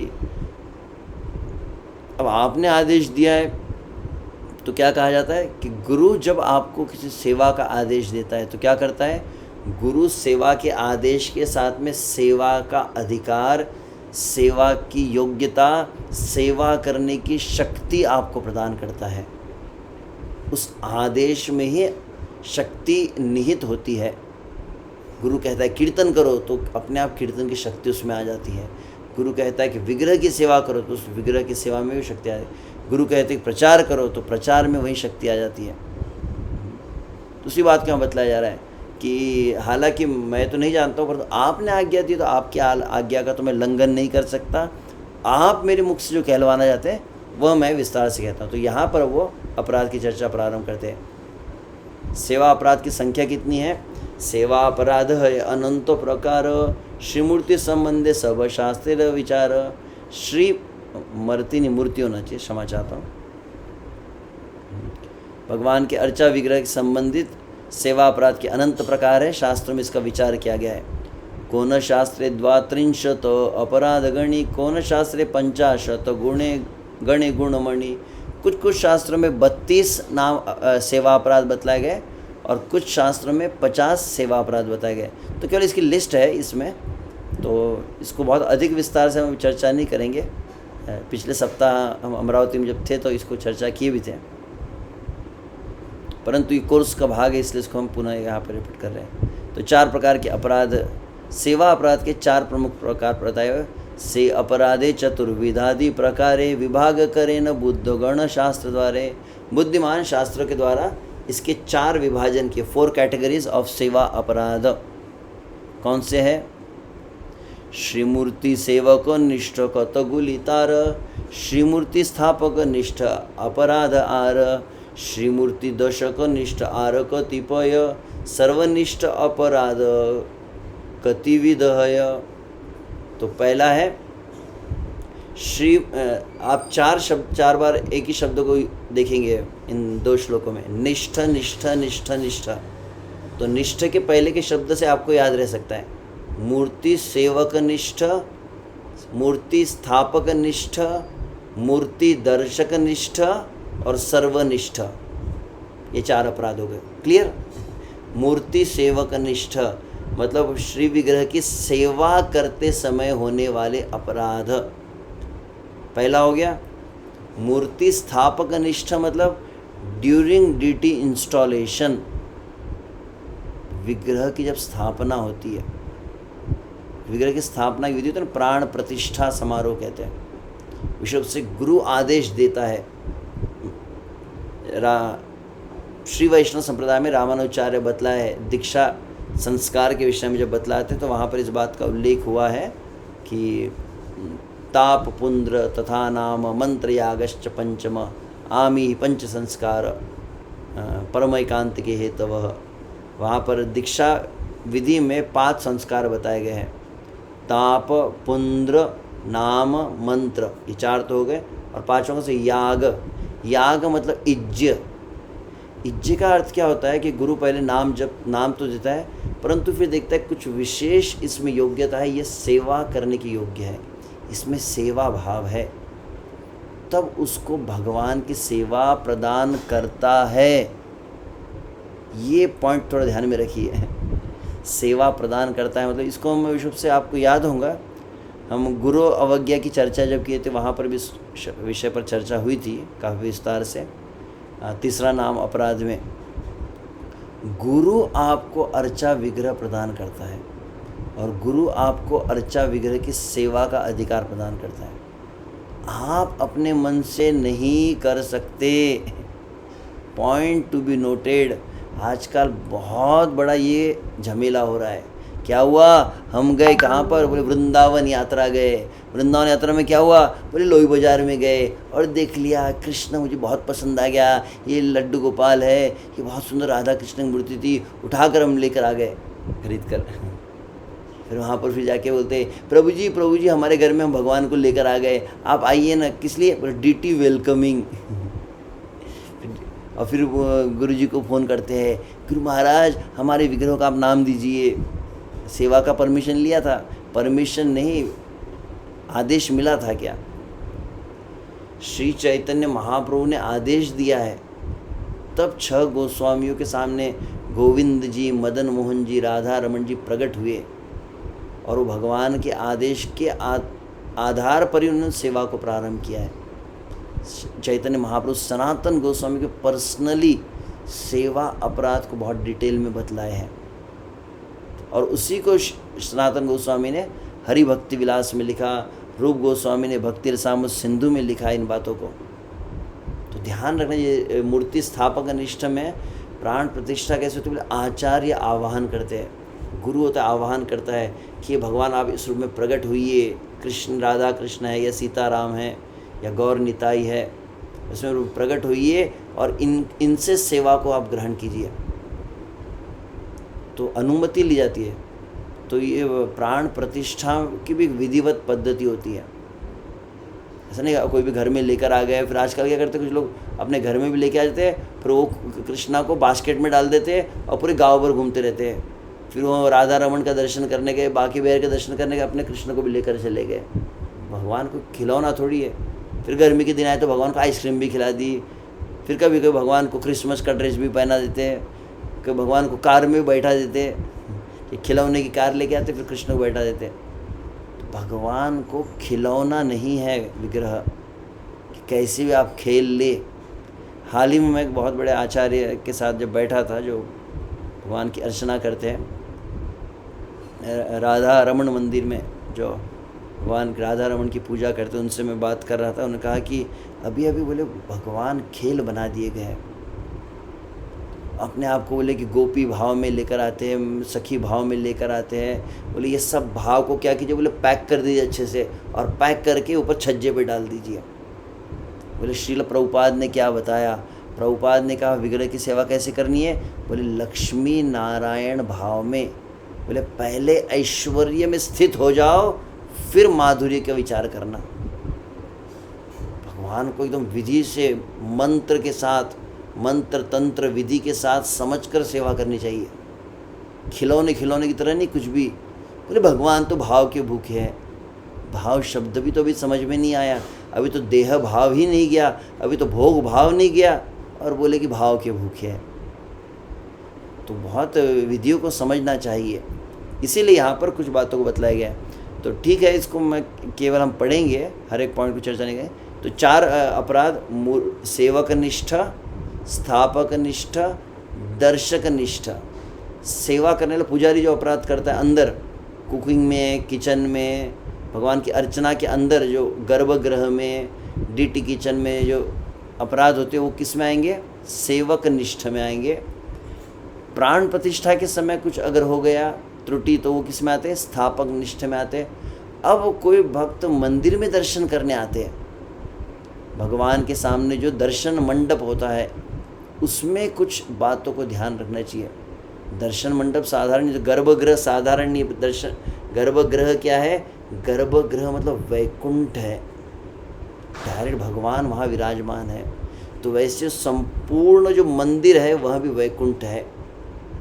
वहाँ पर गरुड़ स्थापित होता है, हनुमान जी स्थापित होते हैं, जय विजय को स्थापना की जाती है। एक एक स्तंभ जो है अलग अलग देव को वहाँ पर प्रदर्शित करता है। साधारण स्थान नहीं होता है मंदिर।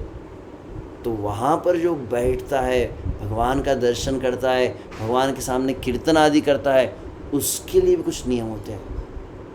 पैर पसार के बैठ जाए, भगवान के सामने लेट जाए, किसी प्रकार की भी तरीक़ा से भगवान के सामने नहीं रहा जाता।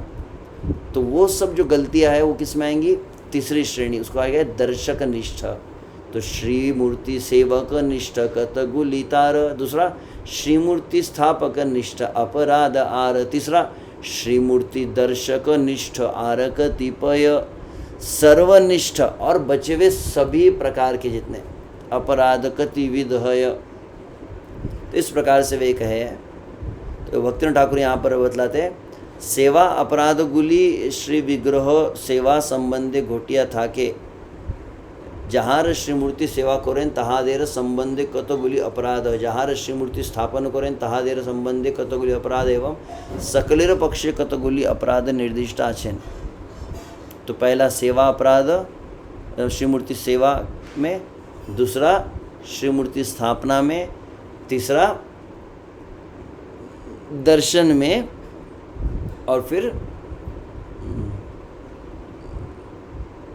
और सभी प्रकार के उनको यहाँ पर बताया गया है। अर्चा विग्रह पूजा मतलब अपराध, ये अपराध है। कुछ अपराध अर्चा विग्रह पूजा में प्रत्यक्ष रूप संलग्न भक्तों के लिए लागू होते हैं, अन्य अपराध भक्तों पर लागू जो अर्चा विग्रह की स्थापना करते हैं। अन्य अपराध उन भक्तों पर लागू होते हैं जो अर्चा विग्रह को टकटकी लगा देखते हैं, और अन्य कुछ अपराध सामान्य अपराध है। इन सभी अपराधों की जानकारी रखना सरल नहीं है। अब इनकी गणना की गई है। अपराध 32 को पहले बताया जाएगा, फिर 50 को, दोनों को बताया गया। तो पढ़ लेते हैं। तो अपराध पादुका सहित जाए ईश्वर मंदिर है, मतलब पादुका सहित मतलब चप्पल पहनकर मंदिर में जाना, पहला हो गया। यानी चढ़ी यथा तथा स्वच्छंद शरीर है, और गाड़ी में बैठकर मंदिर में प्रवेश करना। पालकी, जैसे पहले के समय क्या पालकी रहती थी ना, गाड़ी आप बोलेंगे कोई सिनेमा एक्टर की तरह कोई कार को लेकर थोड़ी मंदिर में प्रवेश करता है। तो यान मतलब यहाँ पे पालकी है। तो चप्पल पहनकर भगवान के सामने जाना, पालकी में बैठकर भगवान के सामने जाना।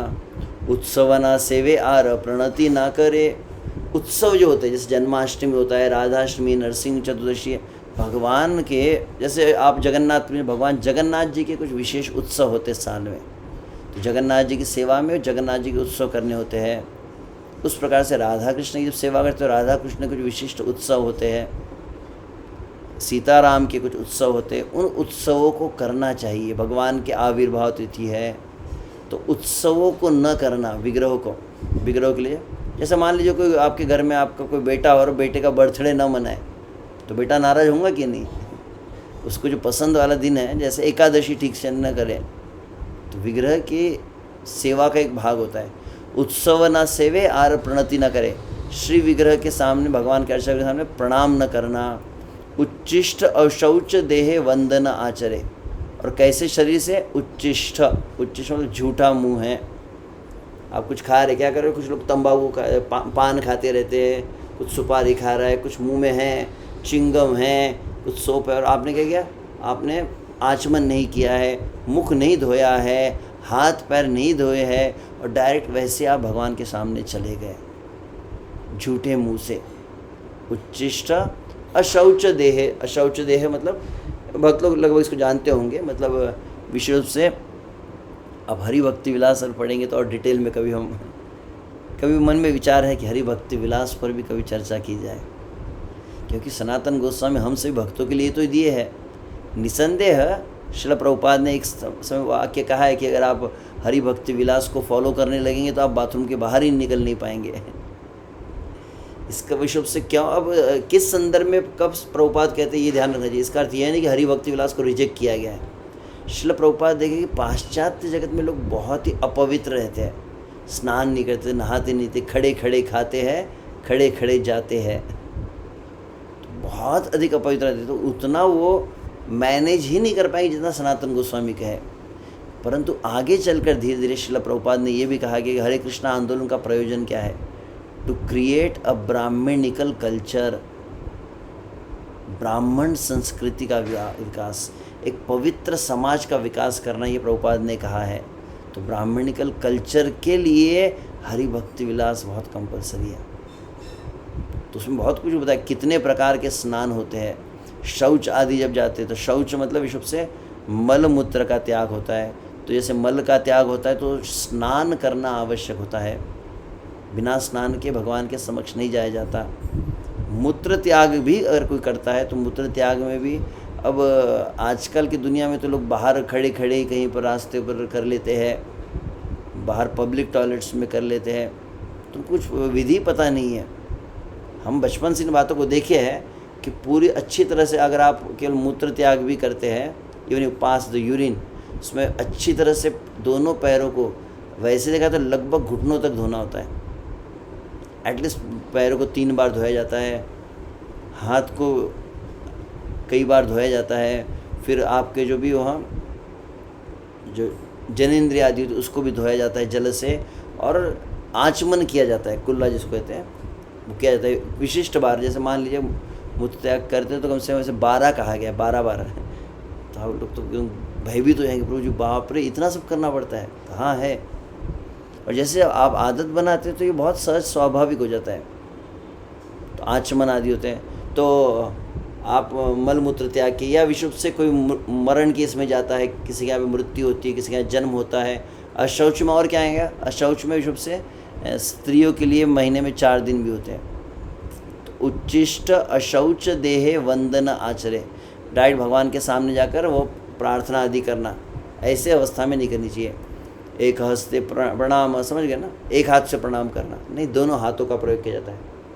साष्टांग प्रणाम में दोनों हाथ, दोनों पैर, आपका मस्तक, आपका वक्षस्थल आदि सब कुछ आता है। पंचांग में वक्षस्थल नहीं आता है, परंतु साष्टांग में आता है। सम्मुखे प्रदक्षिण, और भगवान के सम्मुख से आप जानते होंगे जो भक्त, जैसे मान लीजिए भगवान के सामने आप जब प्रदक्षिणा करते, तुलसी की हो, तो क्या किया जाता है, जब भगवान के श्री विग्रह के आप सामने आते तो आप घूम जाते हैं, समझते हो जितने भक्त हैं, ऐसे क्रॉस नहीं किया जाता भगवान को। अभी मुझे याद है जब विशुद्ध से हम गए थे, परम पूज्य श्री लोकनाथ स्वामी महाराज लक्ष्मी नरसिंह भगवान का अहोबिलम में हम मंगला आरती दर्शन के लिए गए थे। और वहाँ पे जब भगवान अहोबिलम लक्ष्मी नरसिंह भगवान का प्रथम मंगला दर्शन होता है, सबसे पहले कौन करता है, लक्ष्मी नरसिंह भगवान के सामने सबसे पहले गौ माता आती है, और गौ माता के पृष्ठ भाग का, उनकी पूंछ का दर्शन लक्ष्मी नरसिंह भगवान को किया जाता है। और जितने भक्त थे, मैंने बहुत ध्यान से देखा, जितने भक्त थे वो बिल्कुल एकदम दोनों साइड से खड़े थे ऐसे।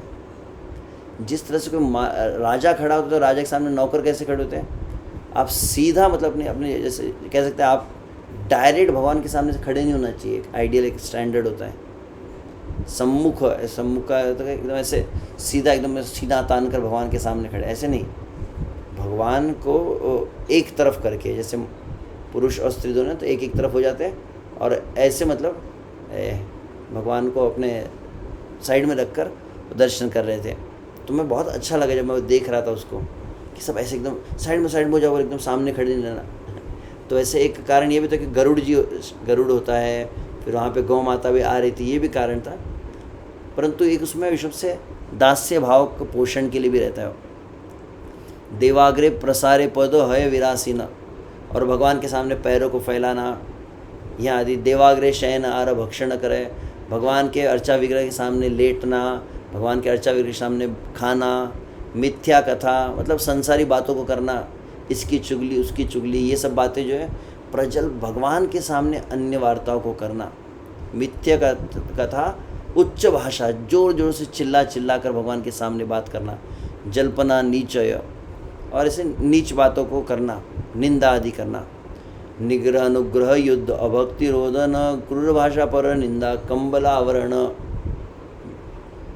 तो कुछ मतलब भगवान के सामने लड़ाई हो रही है, भगवान के सामने जोर जोर से रो रहा है कोई, भगवान के सामने क्रोध करना, भगवान के सामने गालियाँ देना, क्रूर भाषा का प्रयोग करना, पर निंदा करना। और कंबल आवरण का अर्थ, कंबल मतलब ये ब्लैंकेट नहीं, कंबल मतलब विश्व से फर, वहाँ पे लिखा गया, अनुवाद में लिखे है लेदर, जैसे लेदर वगैरह होता है ना, चमड़े का कुछ ऐसे वस्त्र आदि को पहनना। जैसे आप देखें दक्षिण भारत में आएंगे तो दक्षिण भारत में शुभ से हम, जहाँ तो मुझे समझ रहा है उडुपी में भी होता है, गुरुवायु, कुछ दक्षिण भारत के मंदिरों में आप चमड़े का बेल्ट पहन कर नहीं आ सकते, बेल्ट बाहर निकालना होता है, लेदर की कोई चीज़ अंदर अलाउ नहीं रहती, उसका एक कारण यहाँ पे दिया गया। फिर परस्तुति, अश्लीलता, वायु विमोक्षण, शक्ति, सत्व, गौण, उपचारे योजना, अन्यों की स्तुति करना, दूसरे की तारीफ़ करना। कई बार कुछ मंदिरों में होता है ना कि कोई बड़े मंत्री आ जाते हैं तो उनको हार पहनाया जाता है, उनको वाह किया जाता है। थोड़ा भगवान से साइड में जाके ऐसे करना चाहिए, एकदम भगवान के सामने ऐसे नहीं होना चाहिए, और उसको बहुत अधिक विस्तार से नहीं होना चाहिए, भगवान की महिमा से अधिक नहीं होनी चाहिए। भगवान के बारे में आप 10 बार राधा रास बिहारी की जय, राधा रास बिहारी की जय, राधा रास बिहारी की जय, और एक बार थोड़ा कुछ कहा और उसको बहुत कम इसमें वायु विमोक्षण मतलब अपान वायु आदि, और शक्ति सत्व गौण उपचार योजन, देवा निवेदित द्रव्य भक्षण स्वीकार, अन्य देवताओं को जो डायरेक्ट अर्पण किया गया है उसको भगवान को भोग लगाना है, उसको स्वीकार करना। देवता के जे खाद्य बा पेय निवेदन है नाई तहा भक्षण बा पान कोरा सकलेर पक्षी सेवा अपराध।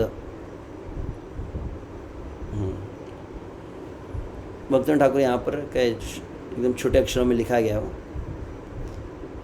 देवता के जे खाद्य व पेय निवेदन है ना,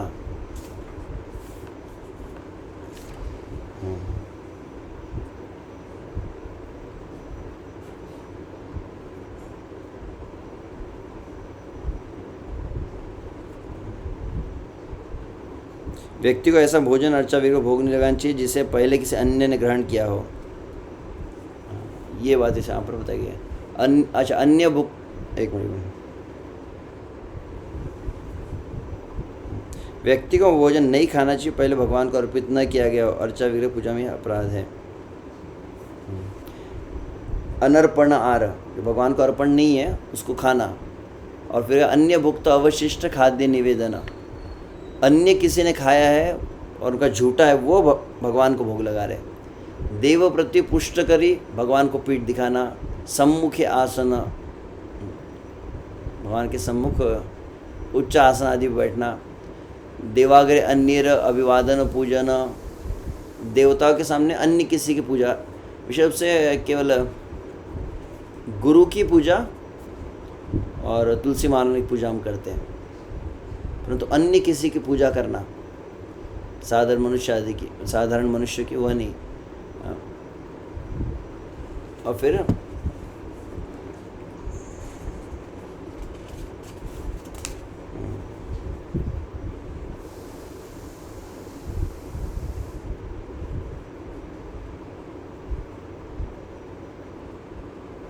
भगवान के सामने झूठ नहीं बोलना चाहिए। अच्छा, मिथ्या भाषा में झूठ आता है। प्रजल्प निंदा नहीं करना, ये हम कह दिए।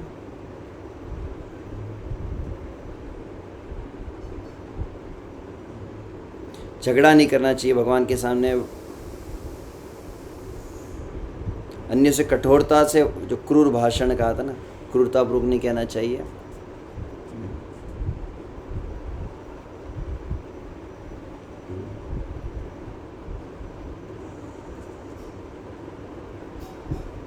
अच्छा, यहाँ क्षमा चाहता हूँ, यहाँ पर एक शब्द आया था कालोदित फलादीर।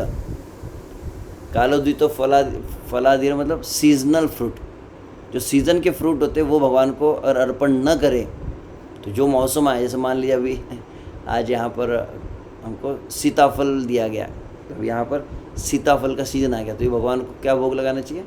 जो सीज़न का फ्रूट है, और नहीं लगाना ही सेवा अपराध में आता है। ठीक है। और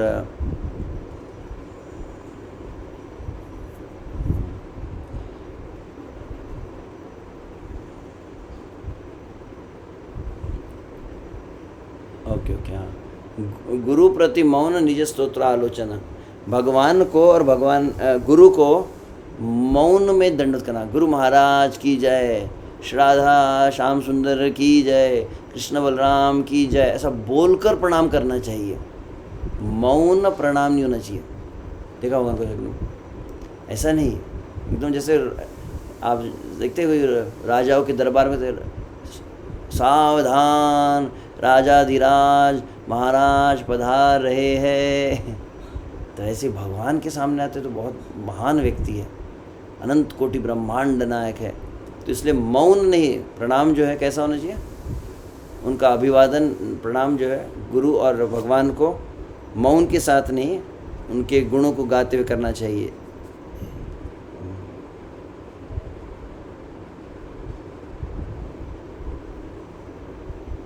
निज स्तोत्र आलोचना,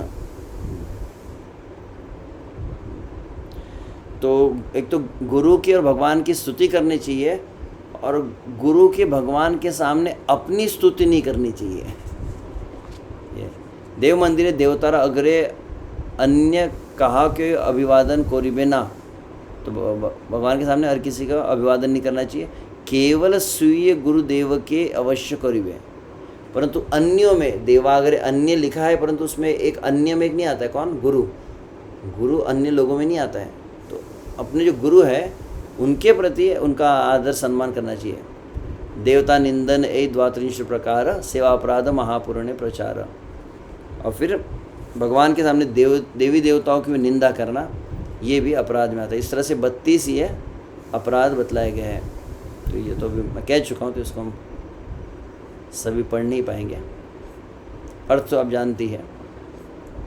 तब आगे वहाँ पर और 50 को वर्णित किए गए। अन्यत्र आचे अपराध अन्य मत, संक्षेप बोलियो प्रभु तव इच्छा मत।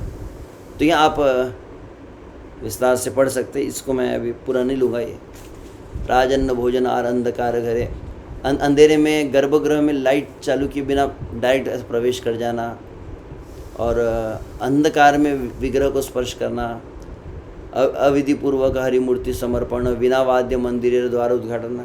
भगवान का जैसे मंदिर का पट खुलते तो घंटा बजा जाता है, करताल बजाया जाता है, मृदंग बजाया जाता है, मंदिर में कुछ घंटियाँ होती है, tin tin tin tin tin tin बजती है।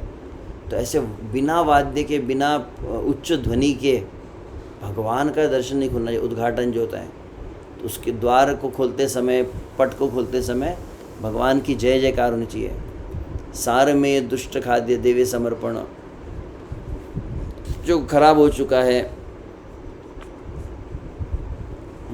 मंदिर प्रवेश करते समय, इसलिए कहीं घंटी होती है, कई स्थानों पर मंदिर में घंटी ना हो तो फिर हम दरवाजे को से खटखटा के, बेसिकली मतलब अनुमति लेकर और उनकी जय जयकार करके प्रवेश करना चाहिए।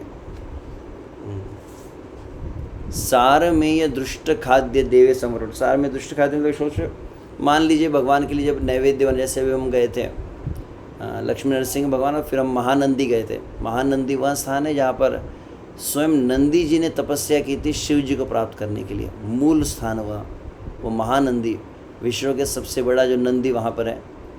और फिर शिव जी के नीचे से, लिंग के नीचे से निरंतर अखंडित जल का प्रवाह हो रहा है, बहुत ही स्वच्छ। तो हमने वहाँ पे देखा, जब भगवान महादेव जी को भी जब नैवेद्य अर्पण होता है तो पूरे थाल को अच्छी तरह से वस्त्र से ढका गया था, और हमारे सामने से नैवेद्य जा रहा था। और नैवेद्य जब जा रहा था, मैंने देखा एक बात को बहुत ध्यान से, बहुत अच्छा लगा। कैसे है, आप साउथ इंडियन स्टाइल आप जानते हैं, साउथ इंडियन जैसे आप हमारा मृदंग बजाते हैं, या फिर महाराष्ट्र में बाहर के लोग पखवाज बजाते हैं, साउथ इंडियन एक अलग ढोल होता है, उसमें एक तरह से लकड़ी बजती है, और ऐसा फिर अलग ही प्रकार का, और एक बड़ी वाली ऐसी जो तुरई, क्या कहते हैं उसको, ऐसी शहनाई होती है ना, वैसी थी। तो मैं देखा कि भगवान का थाल जा रहा है और थाल के सामने 2 वाद्य वाले जा रहे हैं। तो एक तो शहनाई बज रही है और एक करताल बजा रहा है, और एक वो जोर से ढोल जा रहा है, और भगवान का नैवेद्य, हट जाओ सब। तो बहुत ऐसे घंटा बजते हुए भगवान की थाल जा रही थी। मैंने कहा कि इस तरह से करना चाहिए, भगवान का जो भोग जाता है घंटा बजते हुए लेके जा रहे थे वो। तो सब सावधान होना चाहिए, किसी की दृष्टि न पड़ जाए उस पर, लोग इसलिए भी वो उसको किया जाता है। तो यहाँ पर सार में दुष्ट खाद्य का मतलब होता है कि भगवान के नैवेद्य पर किसकी दृष्टि पड़ जाए, जैसे कुत्ते की दृष्टि पड़ जाती है तो वो फिर भगवान को भोग नहीं लगाया जाता है, तो वो लगा दिया तो फिर अपराध में आएगा। अर्चन समय मौन भंग अकारण, और साथ में फिर भगवान का मतलब जैसे बीज मंत्र आदि होते हैं, बीज मंत्रों को मन में कहा जाता है, जोर से उच्चारित नहीं आता है। तो मौन रहकर भगवान के सामने बहुत ज़्यादा जोर जोर से बात करके विग्रह की सेवा नहीं की जाती। तो अर्चन समय मौन भंग अकारण, और मौन को भंग नहीं करना चाहिए अनावश्यक रूप से। बहिर्देश गमन आदि पूजा समय गंधमाल्य नहीं दिया धूप न करे। तो पूजा के समय बहिर्देश मतलब विश्व से अचानक आप आरती कर रहे, बीच में आपको मल मूत्र त्याग के लिए, तो वैसे नहीं जाना चाहिए। तो इस तरह से गंधमाल्य नहीं दिया धूप न करे। तो बिना भगवान की सेवा जब शुरू है, सबसे पहले भगवान को फूल अर्पण किया जाता है। बिना फूल अर्पण के ऐसे धूप दीप चालू कर दिया, तो वैसा नहीं करना चाहिए। अनरह पुष्पेते कृष्ण पूजाधिकरण, अधौत वसने कृष्ण पूजा आरंभन।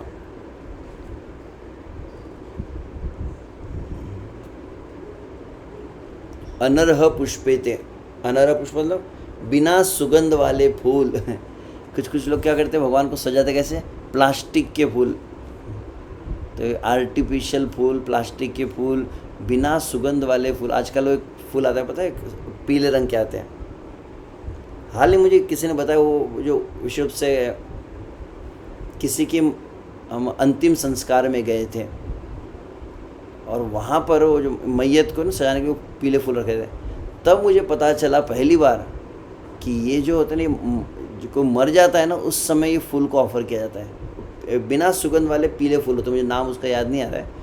आजकल बहुत अधिक वो फूल सस्ते मिलते, तो कई लोग उसी फूलों को भगवान को अर्पण करने लग गए हैं। तो फूल किसके लिए रहता है, बोले वो मैयत के फूल कहा जाता है उसको। तो ऐसे बिना सुगंध वाले फूलों को भगवान को अर्पण करना। अधौत वसने कृष्ण पूजा आरंभन।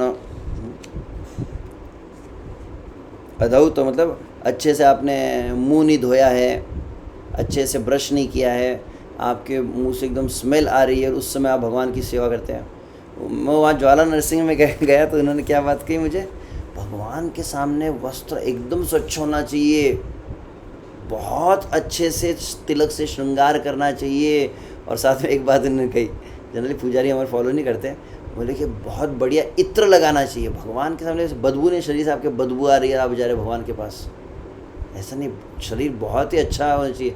श्रृंगार किस लिए किया जा रहा है, बोले विग्रह के लिए किया जा रहा है, विग्रह को श्रृंगार करना, उनके सामने हम जब जा रहे हैं, हमारा शरीर भी अच्छा होना चाहिए। ऐसा नहीं भगवान ऐसे नाक सिकुड़ के रह जा रहे, ची ची कितनी स्मेल आ रही है, बदबू आ रही है इसके शरीर से, ऐसा। तो अधौत वसने, तो बिना धुले हुए वस्त्र है, आपने मुंह नहीं धोया है, और ऐसी पूजा आरंभ कर दी। श्री संग करिया किंबा रजस्वला नारी दीप शव स्पर्शिया अयोग्य वस्त्र परी। तो श्री संग करिया मतलब विश्व से मैथुनादि क्रिया करने के बाद तुरंत पश्चात उसके बाद विग्रह को स्पर्श करना, या मृत शरीर को स्पर्श करके, या विश्व से रजस्वला मतलब जब मासिक धर्म आदि होता है उस समय स्त्री को स्पर्श करके विग्रह का स्पर्श करना। इस तरह के शवहेरी अधोवायो करिया मोक्षण, तो मृत शव को देखना। तो इस तरह से यहाँ 50 अपराध दिए गए, इसको आप विस्तार से पढ़ सकते, बहुत कुछ बातें कही गई है यहाँ पर।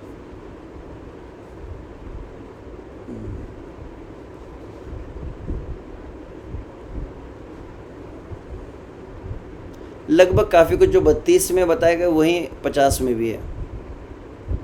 भगवान के सामने डकार नहीं लेनी चाहिए, अधोवायु नहीं छोड़नी चाहिए, नशे का सेवन नहीं करना चाहिए, अपने शरीर पर तेल लगाकर भगवान की गर्भगृह में प्रवेश नहीं करना चाहिए, शास्त्र का अनादर नहीं करना चाहिए, भगवान के समक्ष पान आदि चबाना, और जो अस्वच्छ स्थान पर कुछ नैवेद्य पुष्प आदि रखे गए उसको भगवान को अर्पण नहीं करना चाहिए। और भगवान की जब सेवा करते आसन होना चाहिए, ऐसे आवरणहीन फर्श पर बैठकर भगवान की पूजा नहीं करनी चाहिए। इस तरह से यहाँ सभी बातें बताई गई है। 3 पंक्तियों वाला तिलक मतलब विश्व से ऐसा जो इसको कहते हैं वैष्णव तिलक को धारण करना, जिसका अर्थ ये हुआ। और हाथ और पैरों को धोकर ही मंदिर प्रवेश करना। जैसे आप जगन्नाथपुरी में जाते हैं, आप देखते हो पानी बहते रहता है जिसमें आप पैर धो लेते हैं। इस तरह से यहाँ बातें कही गई है। ठीक है, हम अंतिम भाग को कल पढ़ लेते हैं। श्रीमूर्ति संबंधे यार भजन पूजन सेवा अपराध देह कर न वर्जन। अर्चा की पूजा करने वाले व्यक्ति को इन अपराधों से बचना चाहिए। और अंततः क्या करना चाहिए, वैष्णव सर्वदा नाम सेवा अपराध वर्जिया श्री कृष्ण सेवा करुण आस्वाद। तो जो वैष्णव सदा सर्वदा नाम ले रहे हैं उनको क्या करना चाहिए, सेवा अपराध वर्जिया, सेवा अपराध का वर्जन करके श्री कृष्ण सेवा का आस्वादन करना चाहिए। दोनों चीज़ें, मतलब सर्वदा को दोनों के साथ मिल सकते हैं। नाम वैष्णव सर्वदा नाम सेवा और अपराध दोनों, ये अपराध को दोनों के साथ जोड़ना है। नाम अपराध और सेवा अपराध सर्वदा सभी समय वर्जिया। तो नाम अपराध सेवा अपराध दोनों से हमेशा बचकर, जब आप दोनों से बचेंगे तो क्या होगा, श्री कृष्ण सेवा करुण आस्वाद, आस्वादन कर पाएंगे आप। भगवान की सेवा का आह्लाद का अनुभव कर पाएंगे जब नाम अपराध सेवा अपराध दोनों से बचेंगे। यही सब अपराध मध्य यार यहाँ संबंध पड़ी वे तार वर्जनीयता। यही सब अगर कोई अपराध उससे हो जाता है अनजाने तो क्या करना चाहिए? उसने संकल्प लेना चाहिए कि आगे से अपराध न करे। किंतु नाम अपराध सकल वैष्णव सर्वकाल तेजी लवे भक्तिर वैभव। एक वैष्णव जो पवित्र नाम में होने वाले समस्त अपराध सदैव बचकर रहता है वो भक्ति रूपी वैभव को प्राप्त करता है। दशति नाम अपराध वैष्णव मात्रे वर्जनीय। सेवा अपराध जोखन जहाँ घटनीय है तहाँ वर्जन करिते हईवे। यही अपराध वर्जन ना करो एकटी प्रधान त्रुटि बोलिया वैष्णव मात्रे जानना आवश्यक। तो भक्तों के लिए जानना आवश्यक है, इनको ये बताया गया है। और आगे भक्तन ठाकुर जी जो उच्च अवस्था में पहुंच गए, जो भाव अवस्था में पहुंच गए, उनके लिए ये सब वो अपराधों के विषय में विचार करना आवश्यक नहीं है। श्रीमूर्ति विरहे जिनी निर्जने देवसी भजन करे न भाव मार्ग अहर्निशि। तो जो भगवान के प्रति विरह को अनुभव करते हैं और वो निर्जन स्थान पर भगवान का भजन कर रहे हैं, कैसे? भाव मार्गे। भाव मार्ग मतलब रागानुगा मार्ग, फिर भाव भक्ति। दिन रात वो देह भाव से मुक्त हो गए और भाव मार्ग में आ गए। तो ऐसे लोग जो है नाम अपराध सदा वर्जनीयतार। नाम अपराध दश सर्वक्लेशाधार। तो व्यक्ति क्या करता है? हमेशा वो सदा जो है नाम अपराध वर्जनीय, सदा बहुत बचता है अपने आप को। नाम अपराध नहीं होना चाहिए, बार बार ध्यान रखता है। नाम अपराध दश सर्वक्लेशा आधार। वो इस बात को अच्छे से जानता था कि 10 नाम अपराध जो है समस्त दुखों का मूल फाउंडेशन है। नाम अपराध गते भाव सेवा है अतएव अपराध ताहि ना ही रहे। भगवान नाम में होने वाले अपराध जब समाप्त हो जाते हैं तो कैसी सेवा होती है? भाव सेवा। अभी शुरुआत में कैसी सेवा रहती है? शुरुआत की सेवा कहते हैं नियम सेवा, फिर आती है भाव सेवा। भाव सेवा कब आएंगी? जब नाम अपराध से आप मुक्त हो जाएंगे। तो आप में जो नाम अपराध से मुक्त है उनके लिए ये सब सेवा अपराध वगैरह नहीं है, परंतु नाम अपराध से मुक्त होंगे तब भाव सेवा आएंगी।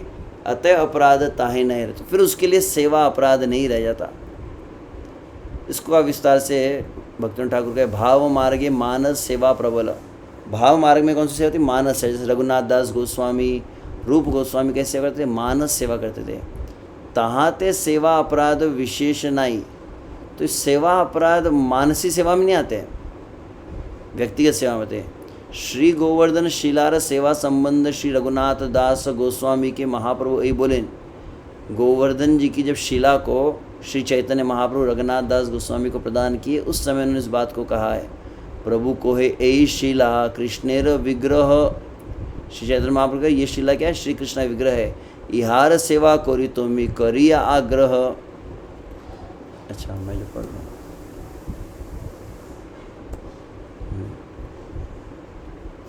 यही शिलाय करो तुम्ही सात्विक पूजन। अचिराते होना चाहिए, अचिराते। अचिराते पावे तुम्ही कृष्ण प्रेम धन। एक कुंजा जल आर तुलसी मंजरी। सात्विक सेवा आई शुद्ध भाव करी। दुई दिके दुई पात्र मध्य कमल मंजरी। ऐ मोत अष्ट मंजरी दिवे श्रद्धा करी। श्रीहस्ते शिला होना चाहिए वहाँ पे। शिला दिया ऐ आज्ञा दिल। आनंदे रघुनाथ सेवा करिते लागिल। एक वितष्टि दुई वस्त्र पीड़ा। इख को नहीं स्वरूप दिलेन कुंज अनिवार्य पानी। यही मत रघुनाथ कोरेण पूजन।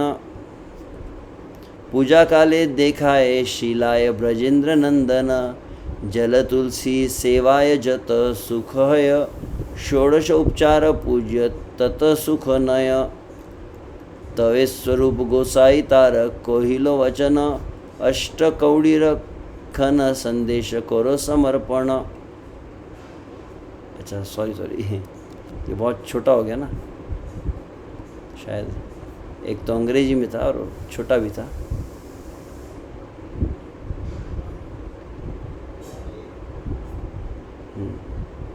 तो अभी जो मैंने पढ़ा है वह यह था जहाँ पर श्री चैतन्य महाप्रभु ने रघुनाथ दास को शिला दिया तो उन्होंने डायरेक्ट कुछ इंस्ट्रक्शंस दिए थे कैसे करना है कि सेवा की शिला की सात्विक पूजन करो तो तुम्हें कृष्ण प्रेम धन जो है बहुत शीघ्र प्राप्त होगा। तो एक कुंज माला चाहिए, कुंज जल नहीं, तो कुंजा माला उनको दी थी और तुलसी मंजरी से सात्विक सेवा शुद्ध भावे कोरी। तो रघुनाथ दास गोस्वामी जो कमल मंजरी जो है और कमल लेते थे, मंजरी पुष्प आदि लेते थे और इसके द्वारा वो उस गिरिराज जी की जो शिला थी उसकी सेवा करते थे। श्रीहस्ते शिला दिया यही आज्ञा दिला आनंदे रघुनाथ सेवा कोरी ते लागिला। तो अपने श्री कर कमलों से ही चैतन्य महाप्रभु ने गिरिराज जी को समर्पित किया, इनको रघुनाथ दास गोस्वामी को। रघुनाथ दास गोस्वामी आजीवन की सेवा की है।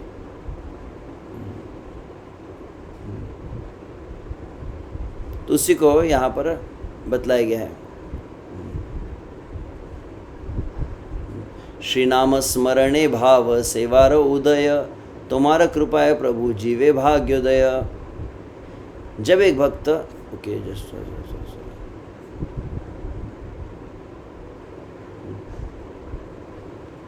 पवित्र भगवान नाम पर चिंतन करता है, श्री नाम का क्या करना है, स्मरण और भाव सेवा का उदय, दो चीज़ हो रही है। नाम जप नहीं हो रहा है, नाम कीर्तन नहीं हो रहा है, नाम का स्मरण हो रहा है। श्री कृष्ण के स्मरण से युक्त नाम आपका हो रहा है, स्नेह युक्त आपका नाम है और भाव सेवा का उदय हो गया, भाव पूर्वक सेवा कर रहे हैं। तुम्हारे कृपा है प्रभु जीवे भाग्योदय।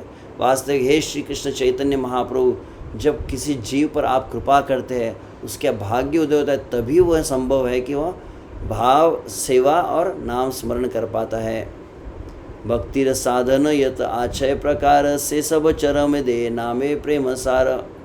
भक्ति में साधना में जितने प्रकार है वे सब अंत में भगवत नाम के प्रति प्रेम प्रदान करने के लिए। तो सेवा, भगवान विग्रह की सेवा का भी प्रयोजन क्या है, नाम के प्रति प्रेम को उदित करना।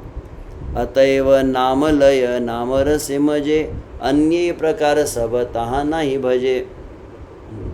तो इसलिए पवित्र नाम का उच्चारण करना चाहिए और नाम के रस में अपने आप को डुबाना चाहिए, अन्य किसी फिर सेवा की आवश्यकता नहीं है। हरिदास आज्ञा बोले अकिंचन जन हरिनाम चिंतामणि करिलो कीर्तना। तो इस तरह से हरिदास की आज्ञा से ये भक्तिनाथ ठाकुर अकिंचन जो है वह हरिनाम चिंतामणि का यहाँ पर गान कर रहे हैं। हरे कृष्ण कृष्ण कृष्ण हरे हरे, हरे राम राम राम हरे। ओह एग्जैक्ट टाइम हो गया। तो कल भी शाम का ही रहेगा 17 और परसों सुबह, ध्यान रखिए क्योंकि परसों फिर ट्रेन रहेंगी शाम को, इसलिए हम परसों शाम को नहीं ले पाएंगे।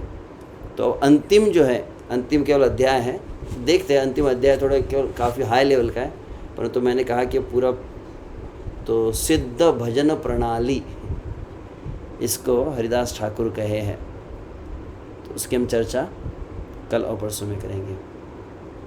तो किसी का कुछ टीका टिप्पणी हो यहाँ पर सेवा अपराध की हम चर्चा की, उससे संबंधित किसी को जिज्ञासा प्रश्न हो तो, अन्यथा फिर हम आज के सत्र को यही विराम देंगे।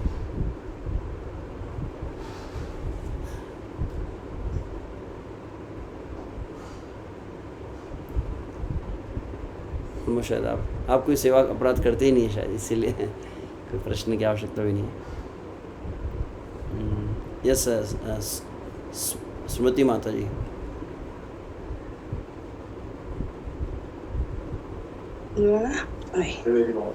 हाँ प्रभु जी, जैसे हम परिक्रमा में जाते हैं तो कभी दर्शन करते हैं तो चप्पल निकालना पड़ता है, एक द्वार से जाते हैं दूसरे द्वार से निकलते हैं, तो कैसे करेंगे? ओके, धन्यवाद माता जी ने प्रश्न पूछा है। विशुभ से जहाँ तक मुझे लगता है ये गोवर्धन परिक्रमा, वृंदावन परिक्रमा के विषय में करें। अब आइडियल आंसर मैं देता हूँ। अब देश काल परिस्थिति अनुसार आप उसको देख सकते हैं। परिक्रमा मैंने जो सुना है वरिष्ठ भक्त जो है, परिक्रमा कभी भी चप्पल के साथ में नहीं होती है, उसको परिक्रमा नहीं कहते। एक जो नियम होता है, क्यों मैं कभी विश्व में कहीं जा रहा था, शायद वृंदावन में गोवर्धन परिक्रमा कर रहा था, उसमें कहते आइडियली जो परिक्रमा आजकल अब जैसे 84 को परिक्रमा करते हैं तो कुछ लोग चप्पल पहनने लगे, कुछ लोग जूते पहनते हैं। हम देखिए कुछ लोग वृंदावन परिक्रमा कैसे करते, बोले वो जॉगिंग करते हैं स्पोर्ट्स शूज़ पहनकर, मॉर्निंग वॉक कर रहे हैं, उस तरह से परिक्रमा करते हैं। बोले they are doing morning walk, they are not doing the parikrama, उनको परिक्रमा का फल नहीं मिलेगा। इस तरह से एक बात बतला रहे थे। तो मैंने जो सुना है, मैं वरिष्ठ वक्त से पूछा था तो उन्होंने कहा कि चप्पल को ऐसे प्रयोग नहीं किया जाता है। अब आपके तो जैसे मंदिर में जैसे हम चप्पल को प्रयोग नहीं करते, वैसे देखा जाए तो धाम में भी चप्पल को प्रयोग नहीं किया, क्योंकि धाम संपूर्ण धाम एक मंदिर है अपने आप में, उस दृष्टि से भी चप्पल को प्रयोग नहीं किया जाता है।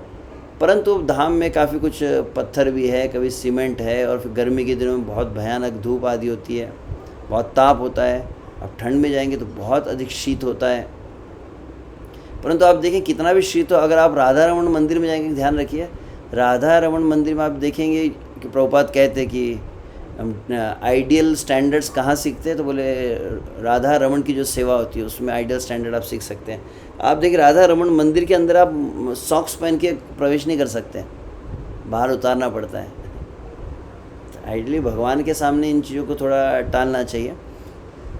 अगर परिक्रमा में जनरली बहुत अधिक नहीं होता है, कुछ ऐसे मंदिर होंगे कि आप प्रवेश एक स्थान से कर रहे हैं और दूसरे स्थान से आपको एग्ज़िट हो रहा है, तो फिर आप एग्ज़िट के पास में चप्पल को उतार के फिर प्रवेश द्वार से जा सकते हैं। देखना मतलब मंदिर के अंदर तो लेकर नहीं जा सकती, ये तो कंफर्म है।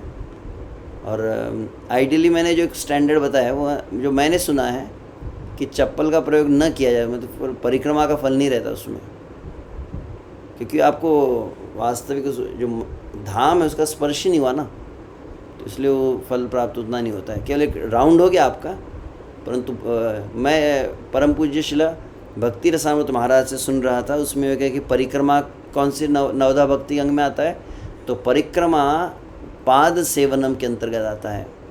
पाद सेवनम का एक अर्थ होता है कि भगवान के चरणों की सेवा करना, जैसे लक्ष्मी जी ने करती है।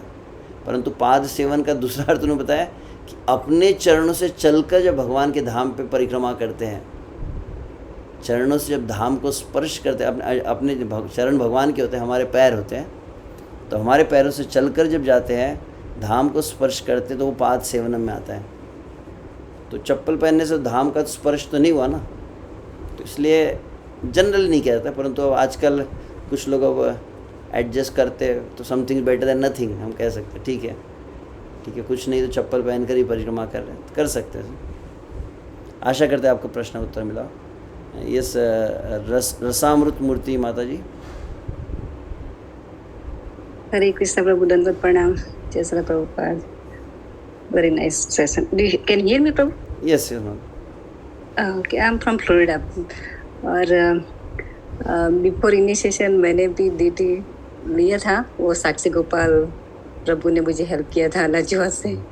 तो हमको अपराध लगेगा, फिर गुरु महाराज ने नाम दिया और जी का नीता गोरंगा। सो वही मुझे पूछ रही हूँ। हाँ ठीक है, अभी तो काफ़ी कुछ मतलब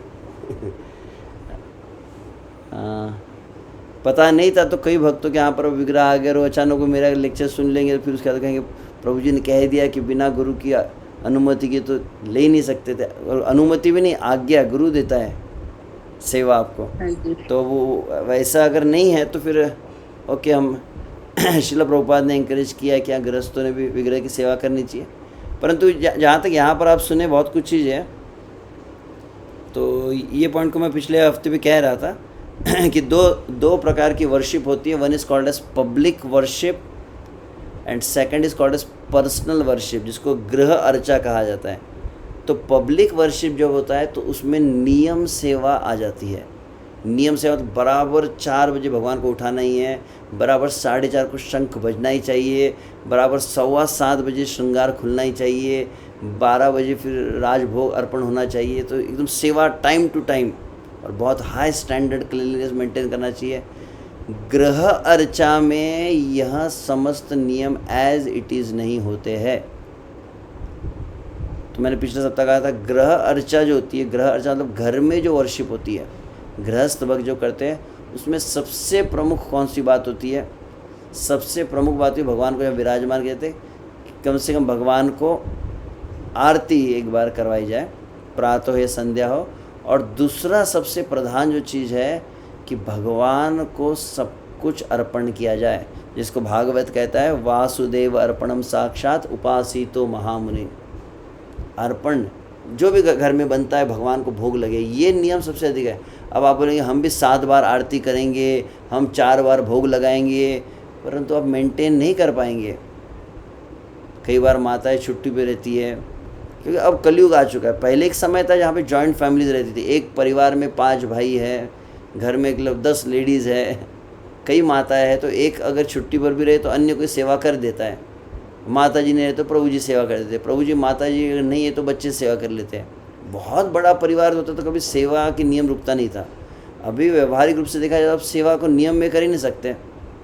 घर में किसी की मृत्यु हुई तो फिर विग्रह को स्पर्श, घर में किसी का जन्म हुआ तो फिर नियम आ गया, फिर 4 महीने में 4 दिन फिर नियम आ गया, फिर बोलते उस समय हम कुकिंग करें, भोग लगाए, क्या करें। तो कई अब प्रैक्टिकली कलयुग में बहुत सी चीज़ें डिफ़िकल्ट हो जाएंगी। इसलिए कि मैंने पूछा जब वो विश्व से जो डीटी वर्शिप मिनिस्ट्री के भक्त हैं, तो कहा कि सबसे ग्रह अर्चा में मिनिमल और पूरा नियम अगर सब करने लगे तो क्या होगा, उसका एक परिणाम ये भी होता है कि फिर भक्त लोग जो है मंदिर में आना ही छोड़ देंगे। पूरा दिन प्रभु जी हम अपने घर की सेवा करते रहते हैं। तो प्रभुपाद जी ने जिन विग्रह को प्रतिष्ठित किया है, राधा श्याम सुंदर है, राधा रास बिहारी, उनकी सेवा ये हमारा प्रमुख है। जैसे हम कहते हैं कि इस्कॉन के मंदिर क्या है, भगवत धाम का एक्सटेंशन है, वैसे ही आचार्य द्वारा क्या होता है, प्रभु दत्त देश रहता है। आचार्य आपको भगवान की सेवा के लिए स्थान देते हैं। जैसे मान लीजिए माता जी फ्लोरिडा में, अभी माता जी बात कर रहे थे, तो जिस स्थान पर रहकर आप भक्ति कर रहे हैं वो कौन सा हुआ, प्रभु दत्त देश हुआ। तो वहाँ प्रभु दत्त देश में प्रभु दत्त सेवा होती है। जैसे मान लीजिए कोई व्यक्ति कहाँ है, मुंबई में है, तो मुंबई में कौन है, मुंबई में राधा रास बिहारी है, राधा गिरधारी है, वो कौन है, प्रभु दत्त सेवा में आता है। वो भगवान के सबसे प्रमुख आचार्य ने जो सेवा दी वो ये है। और वो जो भगवान के विग्रह जो आचार्य ने आह्वान किए, उन्हीं का एक्सटेंशन है। वहाँ पर जितने भी गृहस्थ भक्त रहेंगे, उन भक्तों के घर में जो विग्रह वो क्या है, वो राधा रास बिहारी का एक्सटेंशन कह सकते हैं, उनका विस्तार है वो। तो प्रमुख रास बिहारी की सेवा रहेंगी, ये ध्यान रखना चाहिए।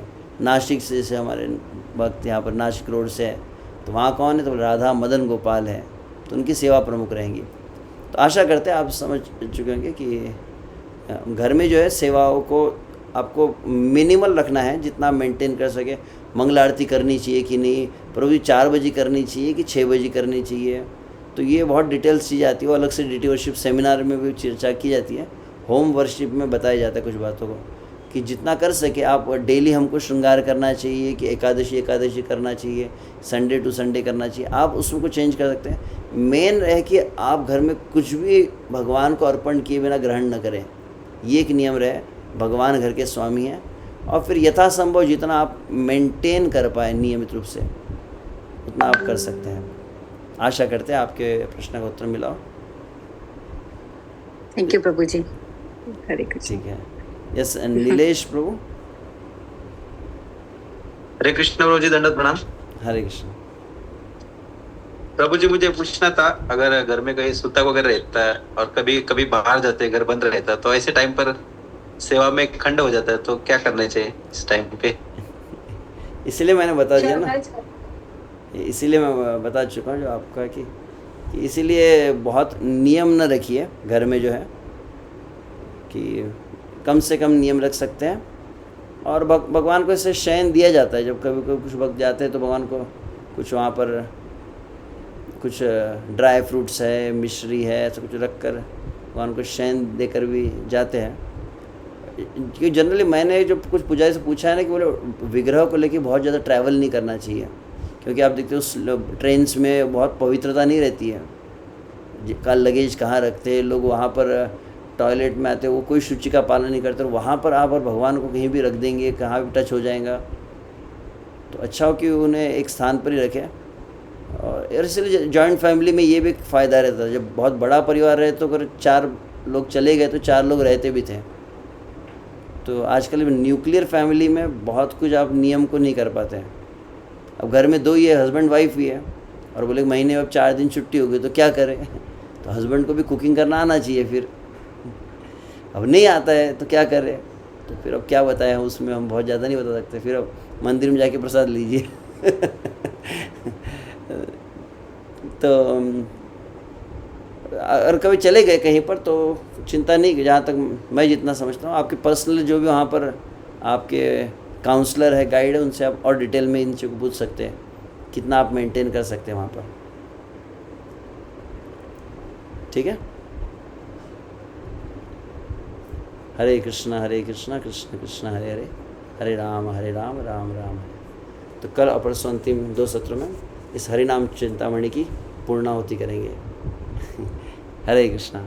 नामाचार्य श्रील हरिदास ठाकुर की जय, हरिनाम चिंतामणि की जय, श्रील भक्ति विनोद ठाकुर की जय, जगत गुरु श्रील प्रभुपाद की जय, अनंत कोटि वैष्णव वृंद की जय, निताय गौर प्रेमानंदे। हरि हरि बोल। हरे कृष्णा।